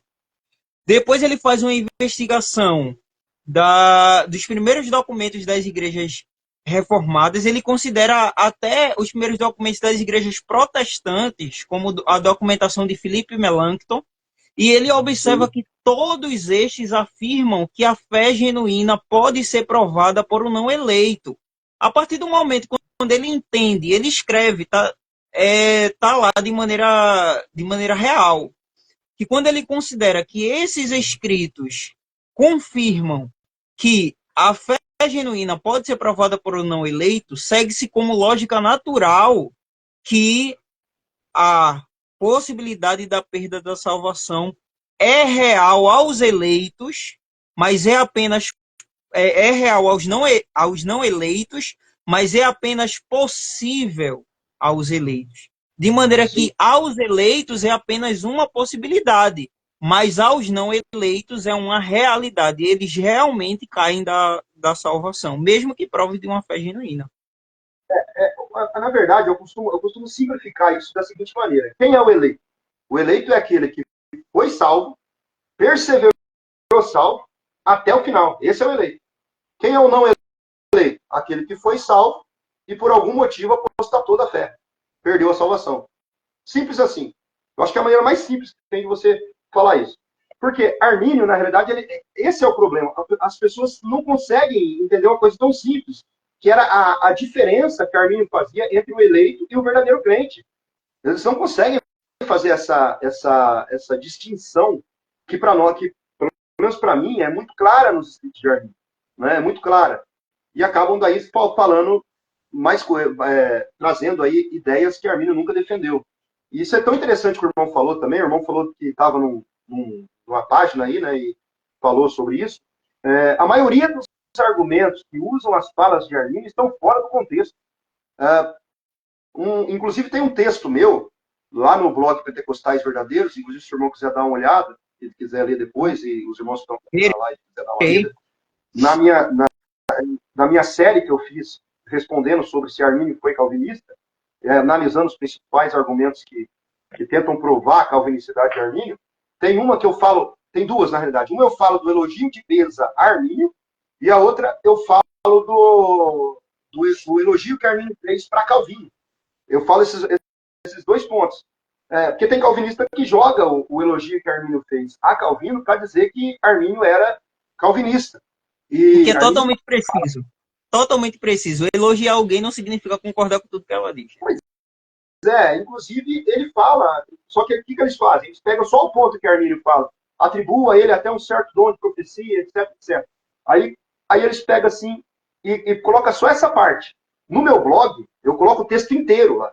Toda fala de Armínio ali sobre o texto. Quando você continua lendo, Armínio fala assim, no entanto, né, ele vai dizer assim, com relação aos assuntos, aos demais assuntos, ele diz o seguinte, eu aconselho que ele seja lido com cautela, ou seja, com cuidado, como qualquer um dos homens. Ou seja, Armínio está admitindo que ele errou também. Ali, que ele contém que ele é um homem, que ele tem passivo a erros.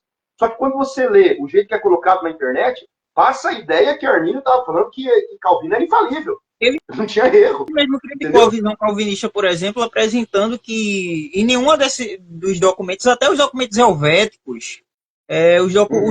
as próprias documentações inglesas não conhecem essa dupla predestinação, por exemplo.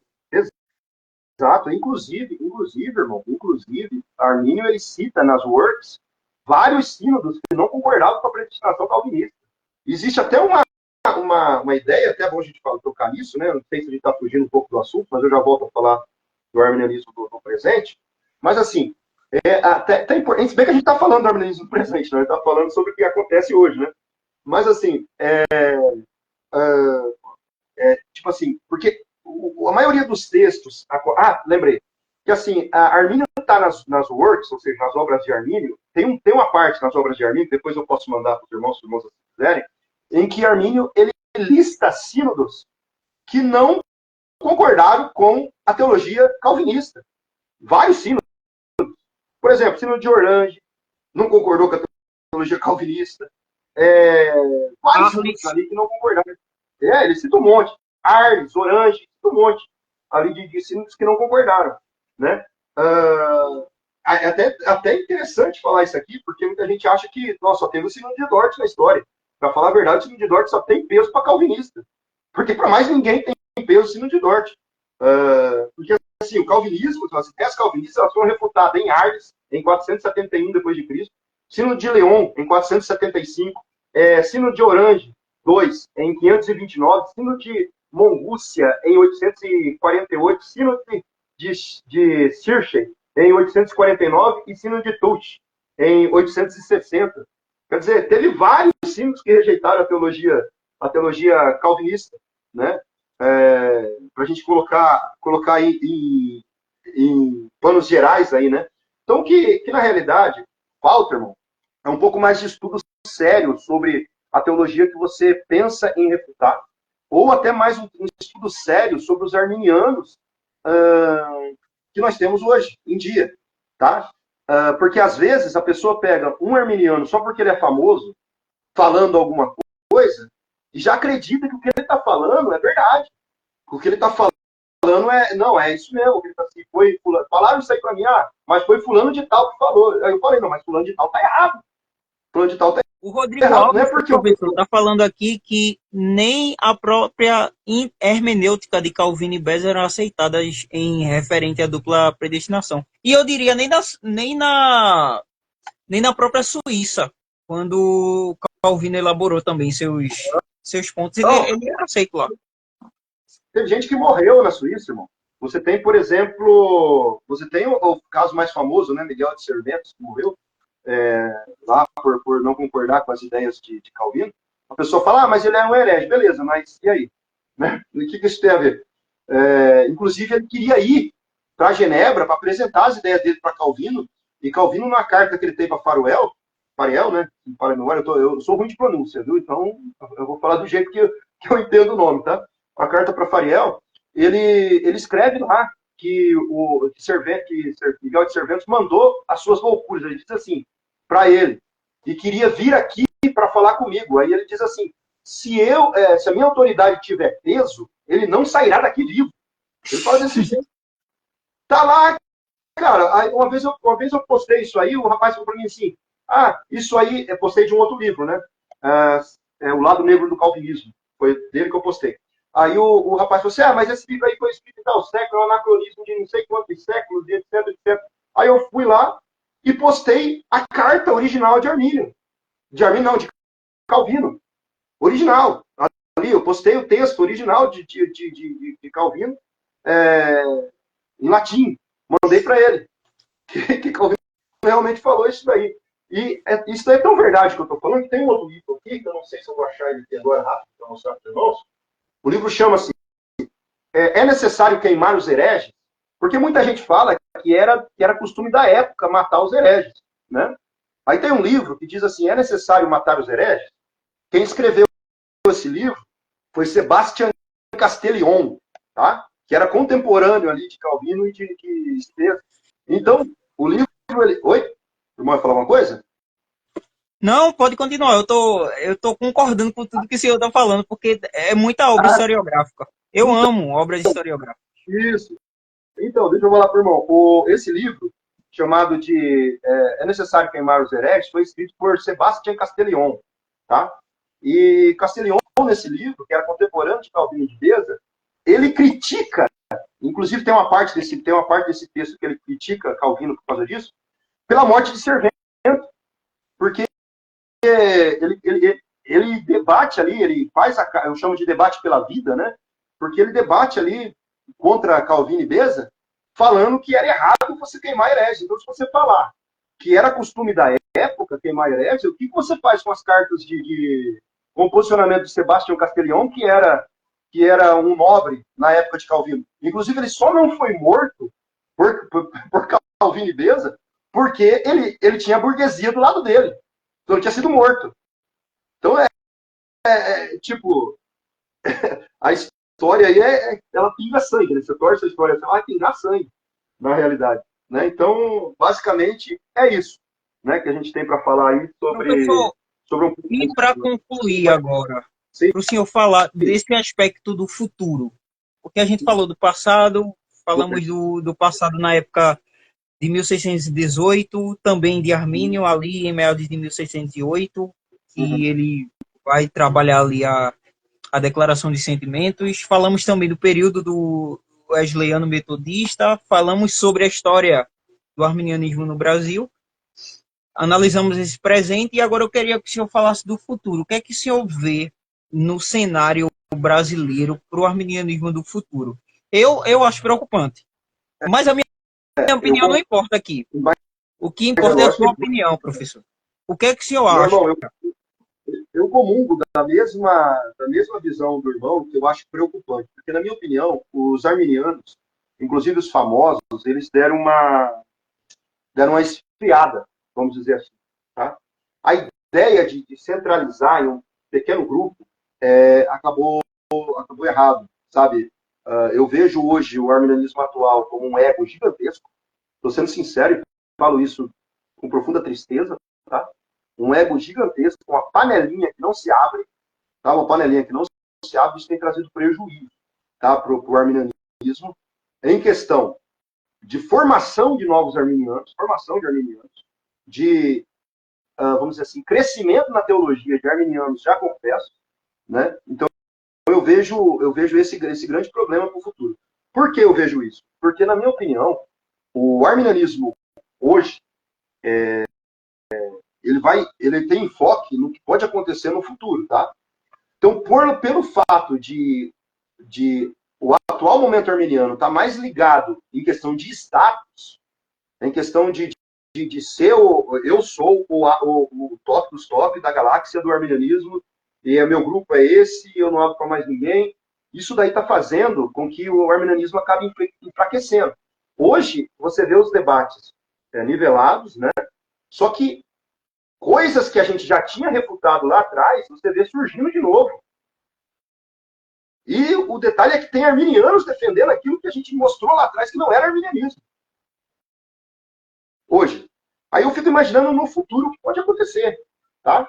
Então, o cenário que eu vejo para o futuro, se não tiver uma mudança, é a teologia começar a cair no ostracismo, teologia arminiana. Tá? É começar a ser aquela mesmice, aquela mesma coisa e etc. A teologia ela tem que ser aplicada. Você precisa aplicar a teologia. Você precisa fazer com que a teologia floresça, cresça mais. Né? Muita gente hoje, ainda, o resultado disso que eu estou falando do presente, se você falar sobre arminianismo hoje em uma igreja, a pessoa não tem ideia. Muitas pessoas de banco não têm ideia do que é arminianismo. Então, o arminianismo, a gente como líder, os líderes hoje, precisam começar a ensinar a teologia histórica nas igrejas, através das suas pregações, através das suas falas. E os medalhões arminianos precisam abrir espaço para mais gente, né? Para mais pessoas que têm conhecimento e podem contribuir para o debate, podem contribuir para o crescimento intelectual no que diz respeito ao arminianismo. Como eu disse, tem várias pessoas que merecem o seu lugar. Pastor Juliano Fraga, o irmão ali do AZ, o irmão Efraim. Você tem pessoas muito boas. Eu acredito que os irmãos marcaram uma entrevista também com o irmão Antônio Reis, né, o professor Antônio Reis também, que é meu amigo pessoal e também faz parte do AZ. Essas pessoas aí, elas têm um conhecimento muito grande que pode ser compartilhado, pode ser mais, vamos dizer assim, mais explorado, vamos dizer assim. O que precisa acontecer aqui, hoje, no Brasil, é o ego ser tirado de lado. As pessoas que poderiam contribuir para a causa arminiana deixarem de ser canceladas pelos arminianos famosos, né? Deixarem de ser excluídas, canceladas. Poder ter espaço de novo para poder falar. Não estou falando só do meu caso, mas tem o Georges Nogueira, que muito do que eu aprendi sobre arminianismo, eu aprendi com ele.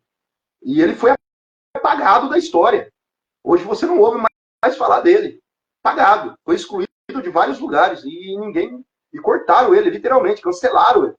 Então, a doutrina do cancelamento não é só na esfera política, tem acontecido na esfera teológica também. Isso é um problema. Isso é um problema. É tipo assim, eu não quero deixar você falar, então eu vou te cancelar. Isso é um problema.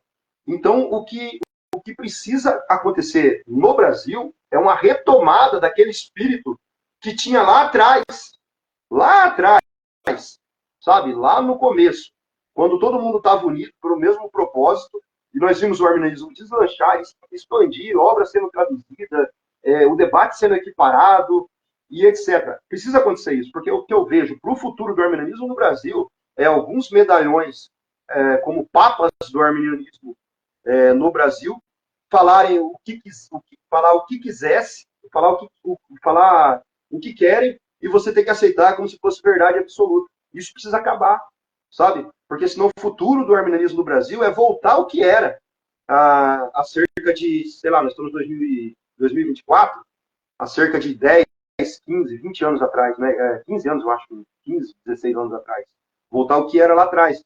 Aquele mesmo espírito de vontade de divulgar, de expandir, onde todo mundo trabalhava em prol de todo mundo, precisa voltar a acontecer. Porque nós podemos chegar numa época em que tudo que nós fizemos começa a ser acabado, passado pelo tempo, sabe? Começa a ficar para trás, e nós precisamos focar Professor, nisso. e sobre os leitores de Armínio e os intérpretes de Armínio? Porque eu vejo que aos leitores de Armínio, aos intérpretes pessoais que colocam sobre o texto o que ele acha que Armínio dizia, então a voz de Armínio no texto fica silenciada, né? Sim. E eu sinto falta, eu digo como jovem que acompanha algumas vias por aqui de arminianos famosos, né, que hoje está bombando por aí na internet. Mas eu vejo, eu sinto falta de ouvir mais Armínio no sentido primário da coisa, do texto falar, de implicações também a partir dessas leituras aprofundadas de Armínio, porque eu acho que tem muito papagaio de pirata sobre Armínio, mas há pouco intérprete de Armínio. Eu acho que grandes autores eles precisam ser interpretados a partir da sistematização que eles próprios fizeram, e a partir daí a gente vai aplicando para a teontologia, para a soteriologia, para a pneumatologia, Sim. e de maneira coerente e intelectiva. Como é que se vê hoje os que dizem intérpretes de Armínio? É a mesma concepção que o senhor tem dessa fragilidade que eles têm nesse aspecto? Sim, porque assim, o problema de você estudar Armínio, a teologia de Armínio, eu não estou falando de arminianismo agora, tá? Estou falando da teologia de Armínio. O problema de você estudar a teologia de Armínio é que Armínio ele não era um teólogo sistemático, tá? Como nós temos hoje, né? Hoje nós temos teólogos sistemáticos, mas Armínio não era teólogo sistemático. Então, e o fato de Armínio não ser um teólogo sistemático causa uma certa dificuldade de você estudar os escritos de Armínio. Tá? Por exemplo, Armínio não vai começar, por exemplo, vou falar sobre, vamos dizer assim, pneumatologia.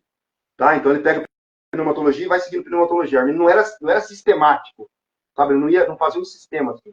Armínio ele ia falando, compunha a sua teologia falava de um assunto, falava de outro, e etc. Então você precisa aí entender o que Armínio estava passando e o assunto da época que Armínio estava falando. A maioria da teologia de Armínio você vai ver nos debates públicos que Armínio tratava, né? Inclusive, tem até uma ideia dos debates públicos de Armínio, é muito importante para você até poder refutar, né, a ideia de que Armínio criticou o calvinismo de Beza, não o calvinismo de Calvino. Né? Porque, assim, quando você lê a carta, o debate que Armínio teve por cartas com Júniors, né, Petro Júniors, para a memória, Petro Júniors, uma coisa assim, Júniors, o debate que ele teve com ele, por cartas, você vai ver ele falando, lá nas Works 2, né, nas obras de Armínio volume 2, você vai ver ele falando que contra as visões ali, ele coloca a visão de Calvino e Beza como uma, e ele bate na visão de Calvino e Beza como única ali, ele não coloca as duas separadas, ele coloca as duas juntas, quando ele está falando para Júniors ali, no debate de cartas dele. Então, Armínio, ele não era um teólogo sistemático, mas quando você lê Armínio com cuidado, você consegue entender a teologia de Armínio. Por exemplo, Armínio não escreveu só sobre salvação, né? Armínio ele escreveu sobre, por exemplo, os objetivos da teologia, né? E no caso de Armínio eram 4 objetivos da teologia. Armínio escreveu sobre você tem ali a questão da trindade de Armínio. Armínio fala sobre a trindade, né? A questão da eterna emanação, né? Armínio vai falar ali da questão da trindade. Então a teologia de Armínio ela é profunda. E quando você olha a falta, como o irmão falou, a falta de intérpretes bons de Armínio, acaba passando que Armínio era um teólogo assim, fraco, assim, era um teólogo que não falou de muitas coisas. Mas quando você mergulha nos escritos de Armínio, você vê que Armínio ele era um teólogo, sim, fenomenal. Por exemplo, o Armínio, uma coisa que a maioria das pessoas confunde do escrito de Armínio é quando Armínio vai falar acerca da doutrina da providência. Não sei se o irmão já leu alguma coisa sobre a doutrina da providência de Armínio. Se o irmão tiver lido a doutrina da providência, viu, né? A visão escolástica dele de providência é muito... É um artefato intelectual, é uma contribuição para as igrejas reformadas daquela época muito boa, porque, na minha opinião, nenhum calvinista daquela época se comparou a Armínio à lógica escolástica. Nenhum. Nem Gomaro, nenhum. Incomparável.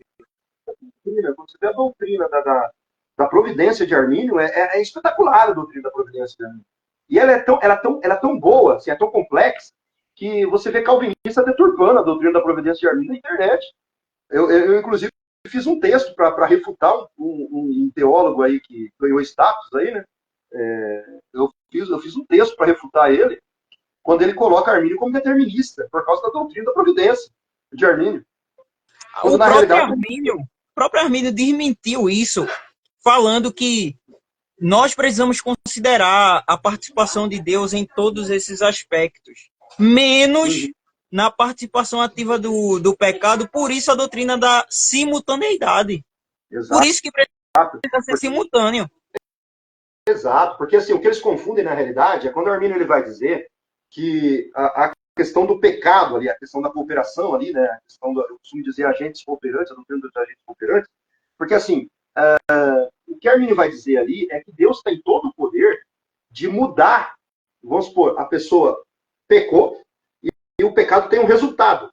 E Deus consegue fazer com que o resultado vá para fins que ele quer que vá. Entendeu?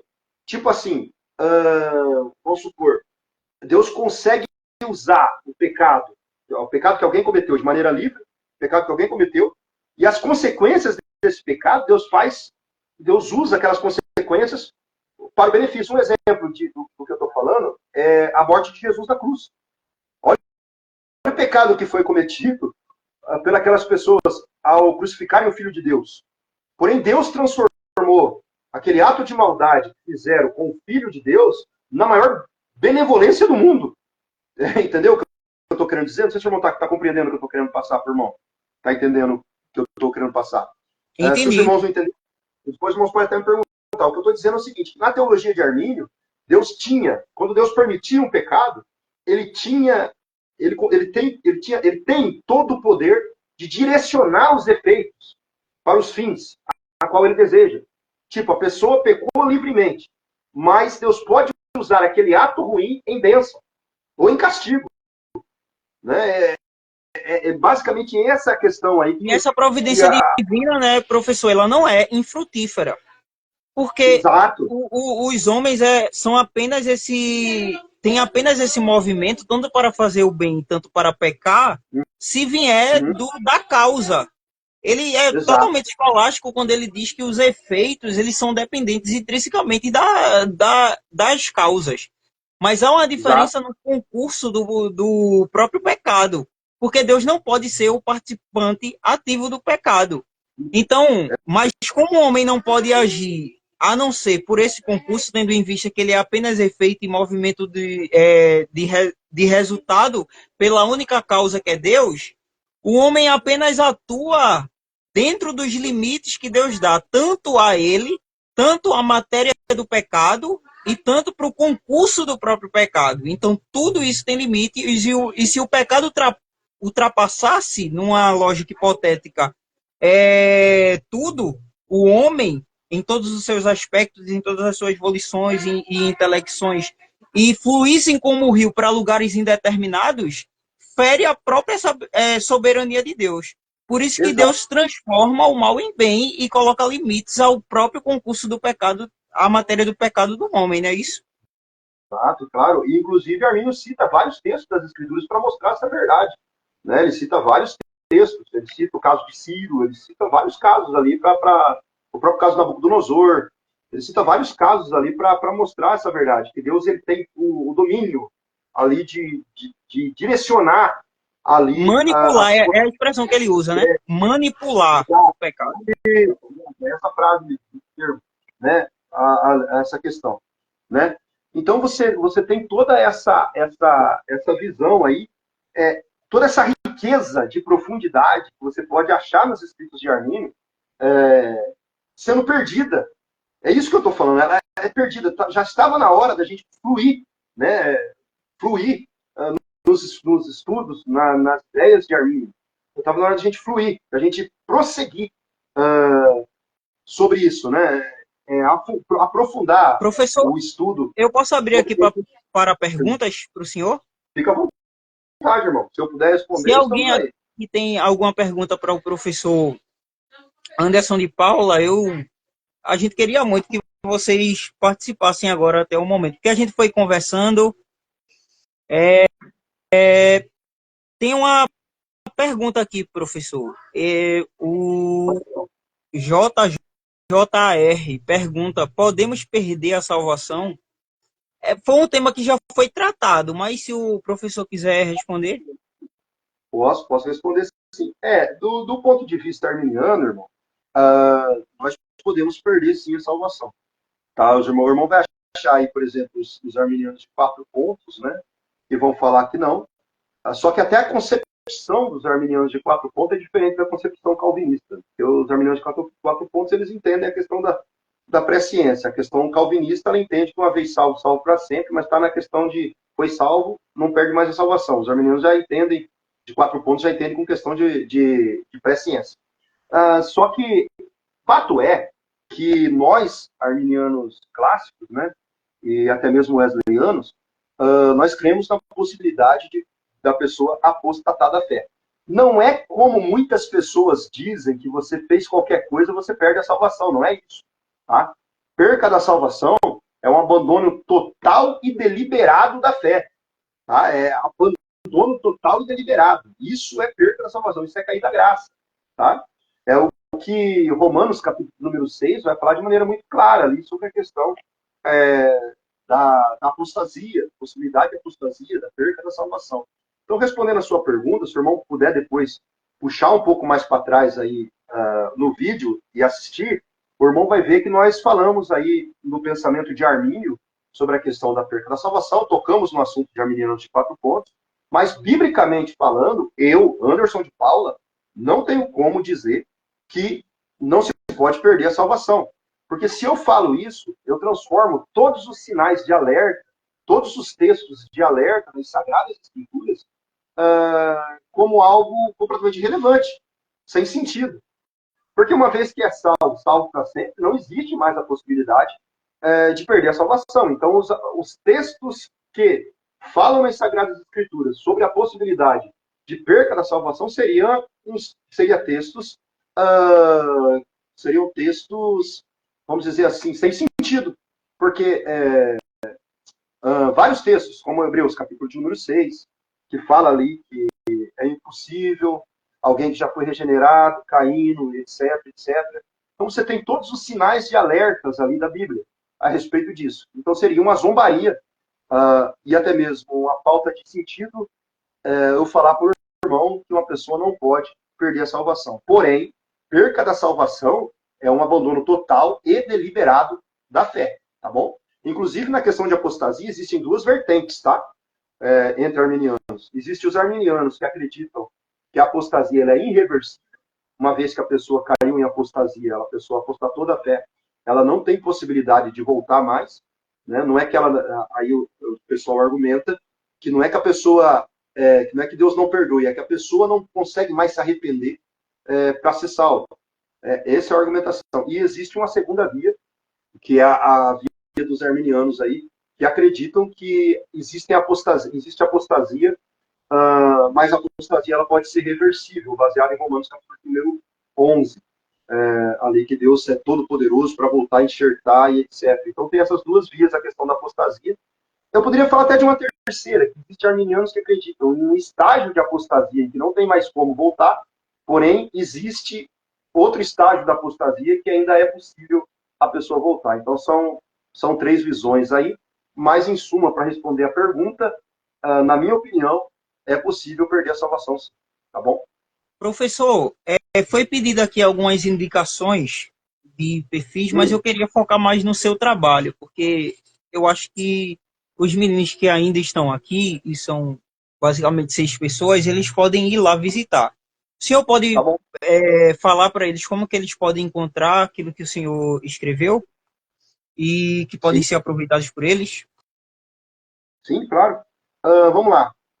Você tem blogs meus aí, né? Blogs meus, você tem o Pentecostais Verdadeiros, né? Que é um blog meu. Ali os irmãos vão achar algumas matérias com relação ao arminianismo, inclusive traduções de escritos de Roger Walson, etc. Também tem a página Arminianismo da Zoeira, que é a página, uma das páginas mais antigas, se não a mais antiga, de arminianismo no Facebook. Os irmãos têm o Arminianismo, que também é uma página minha. O Pentecostais Verdadeiros no Facebook também. O que mais? Acho que acredito que é só isso. Ali o irmão vai achar todos os meus escritos, todos os meus textos. Eu tenho algumas coisas para publicar, né? Tenho livros prontos já para publicar, só não consegui uma publicadora, mas eu tenho livros prontos para publicar. Se Deus quiser, esse projeto vai dar certo, logo eu consigo publicar alguma coisa para os irmãos. Mas basicamente é isso. Os irmãos podem me achar na internet também. Eu tô com. Tem um blog não, tem o meu perfil no Facebook, que é Anderson de Paula. Os irmãos podem me achar lá, me manda mensagem no inbox lá para me adicionar os irmãos. Que mais? Aqui também pelo Instagram, né, foi aonde eu tive contato com o Instituto Arminiano no Brasil. Os irmãos também podem me achar por ali, tá bom? E eu estou à disposição dos amados aí. Temos um grupo de WhatsApp também, só que é só para arminianos de 5 pontos. Que não visa aí o debate, o grupo visa mais a troca de ideias, né? E se eu tivesse alguém que não fosse arminiano de 5 pontos, a gente ia ter uns debates lá e esse não é o nosso objetivo. Nosso objetivo lá é trocas de ideias mesmo, dentro no campo arminiano. Então é isso aí, irmão. Demais é isso. Professor, Isso que os irmãos podem achar. Tem um canal também do Arminianismo da Zoeira no YouTube, onde os irmãos vão achar o meu debate no Vejam Só com o reverendo Piacente. O pessoal tirou o meu debate, eu não achei, pelo menos na internet mais, mas o Vejam Só acabou tirando o debate que eu ô, tive com o professor, Piacente. no grupo que eu tenho dos demonstrantes, enviaram um link do seu debate no Vejam Só. Eu posso recuperar e lhe mandar lá no canal. No seu. Isso. Mas eu no... não sei se é esse que o senhor está falando que sumiu, né? Não, é esse mesmo, é um debate, Romanos 9 foi o debate. É esse mesmo? Foi o Romanos 9, foi esse debate que eu participei lá. Que eu não achei mais na internet, se os irmãos estiverem lá. É porque, assim, esse debate, é até importante eu falar para os irmãos, esse debate, ele causou um problema assim, vamos dizer, ele causou uma repercussão muito grande, tá? E esse debate, alguns calvinistas pegaram 30 segundos desse debate para falar um monte de coisa. Que assim, ó, nós estávamos debatendo sobre Romanos 9.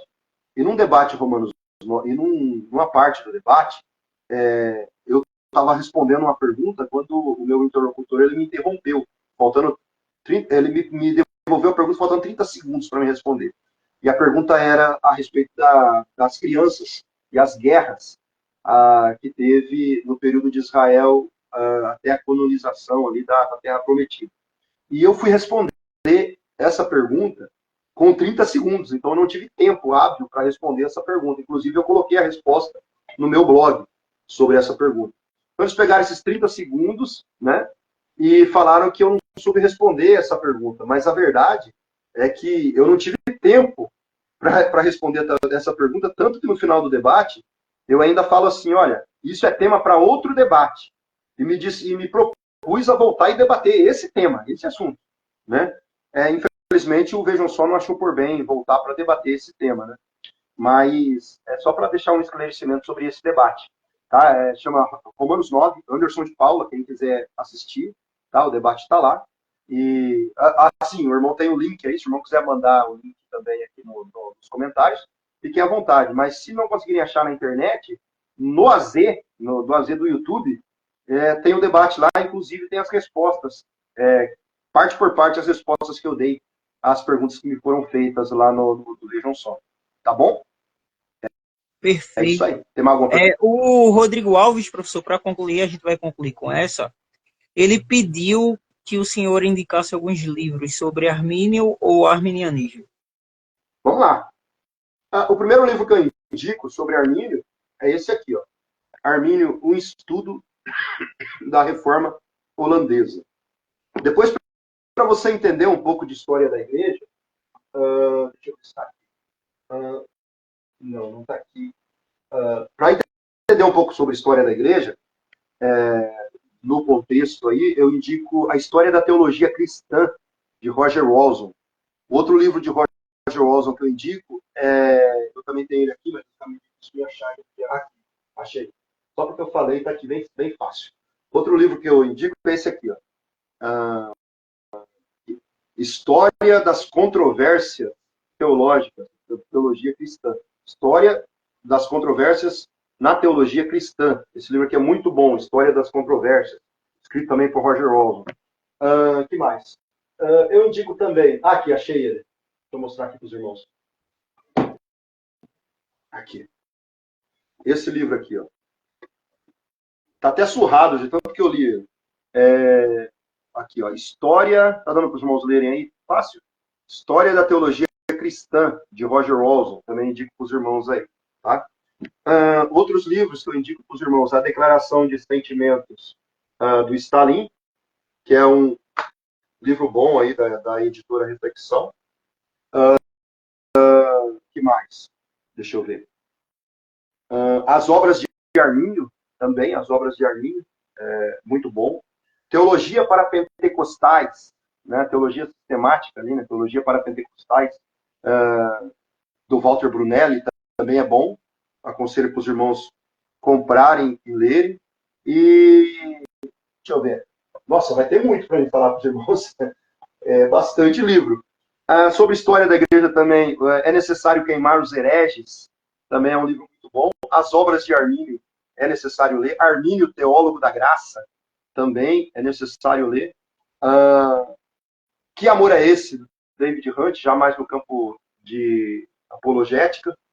O lado negro do calvinismo, também é um livro para ser lido. Calvinismo recalcitrante, que é um apanhado de alguns textos que o pastor João Flávio Martinez fez. Também é um bom livro para os irmãos terem. E é isso. Eu poderia citar mais aqui, mas vai ficar bastante extenso. Sim, Tá bom? Só por enquanto, tá bom? Sobre o comentário aqui do irmão que está dizendo que tem um calvinista que fica rodeando a família dele, professor, eu diria para ele se preparar, para o irmão aqui se preparar na teologia arminiana para ser essa ponte de provisão à necessidade da sua família, irmão, né, professor? Pois é porque assim, ó, o calvinismo, na realidade, eu costumo dizer que ele é como um parasita. Desculpa aí os calvinistas que estão ouvindo, mas eu não costumo ter meio termos para falar, tá? Por isso que alguns me chamam de radical. Porque assim, ó, eu vi acontecer aqui em Limeira, na sede da nossa igreja aqui, aconteceu o seguinte: começaram a fazer, uma pessoa se tornou calvinista e começaram a fazer começaram a fazer alguns estudos na igreja com os adolescentes, os jovens. Aí um belo dia, eu dava aula nessa época, lá na sede da igreja tinha algumas salas, nós dávamos aula de teologia, eu dava aula de sexta-feira, era o dia da minha aula, então eu dava aula de história da igreja lá.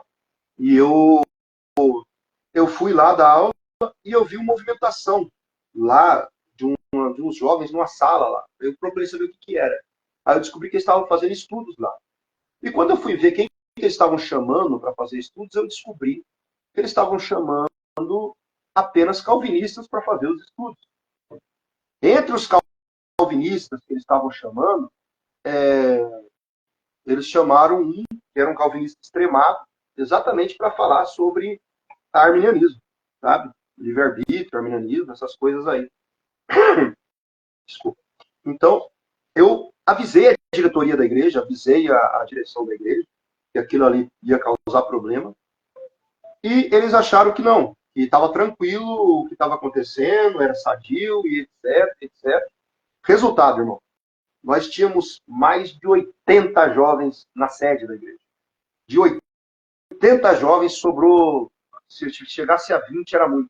A maioria dos jovens que estavam lá acabaram abandonando a igreja e indo para outras igrejas de confissão calvinista, sabe?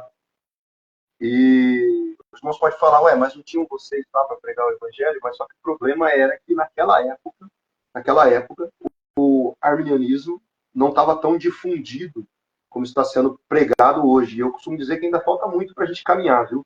Muito embora a Assembleia de Deus tenha abrido as portas, falta muito para a gente caminhar. Então, irmão, o que eu aconselho para o irmão? Estude muito a Bíblia, mas muito a Bíblia. Estude muito a Bíblia.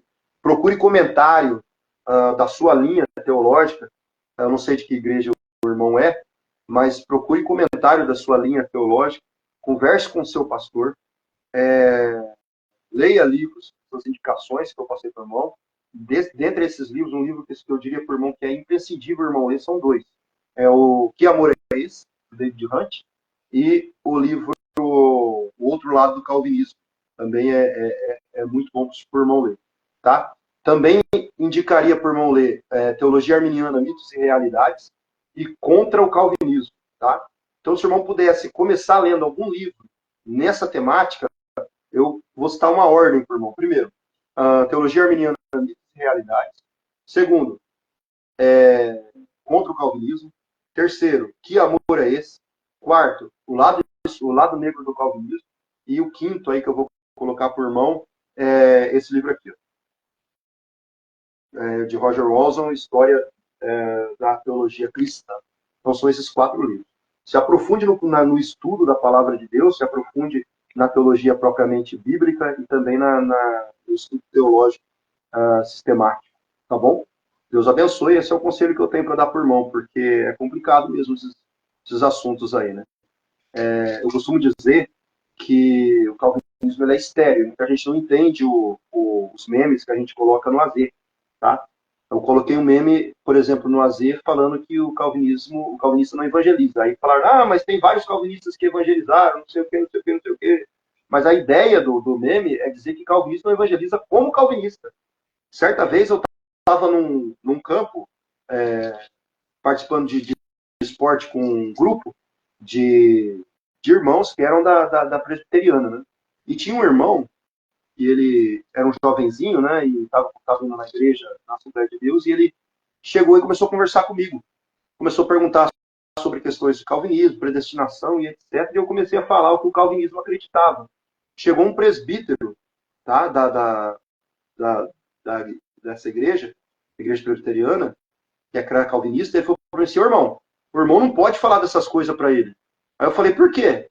Não, porque isso aí tem que ser ensinado aos poucos, porque se o irmão falar, o irmão assusta ele. Aí eu falei, nossa, que evangelho é esse que eu não posso falar as claras? Né? Por quê?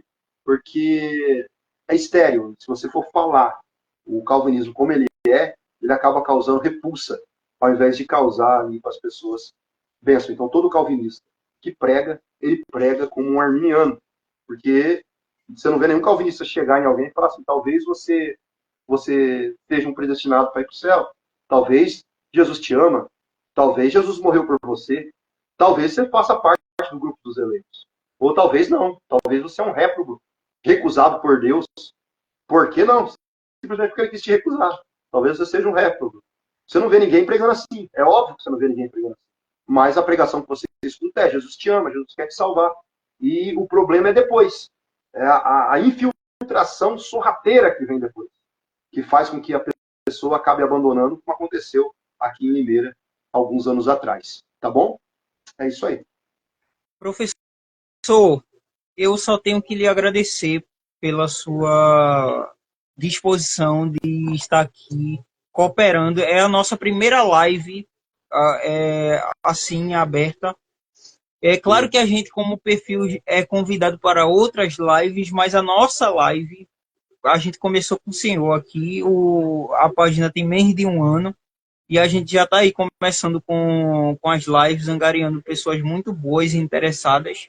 E eu quero lhe agradecer por essa oportunidade de estar aprendendo aqui com o senhor. Foi muito bom. Aprendi demais. Amém. Amém. Eu que agradeço pela oportunidade do irmão dar espaço para a gente falar, né?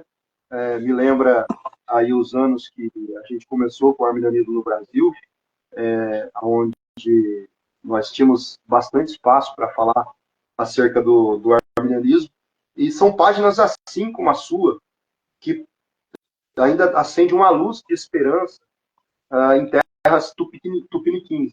São páginas como a do irmão, que tem aí menos de um ano, mas já está com toda essa vontade, toda essa luta aí para batalhar o bom combate, que faz com que nós tenhamos esperança no arminianismo do Brasil. Né? A página do irmão, Instituto Arminiano, tem aí aberto a porta para nós, e nós também do AZ vamos abrir também a porta para a página do irmão, talvez marcar uma live agora, eu retribuindo por ou o irmão Efraim, ou o próprio irmão, ou qualquer irmão que compõe aí a diretoria da página do irmão, para a gente fazer um bate-papo sobre arminianismo no AZ, né? E assim eu aproveito e divulgo a página do irmão lá também. E assim a gente começa a crescer junto, né? É como diria uma frase, né?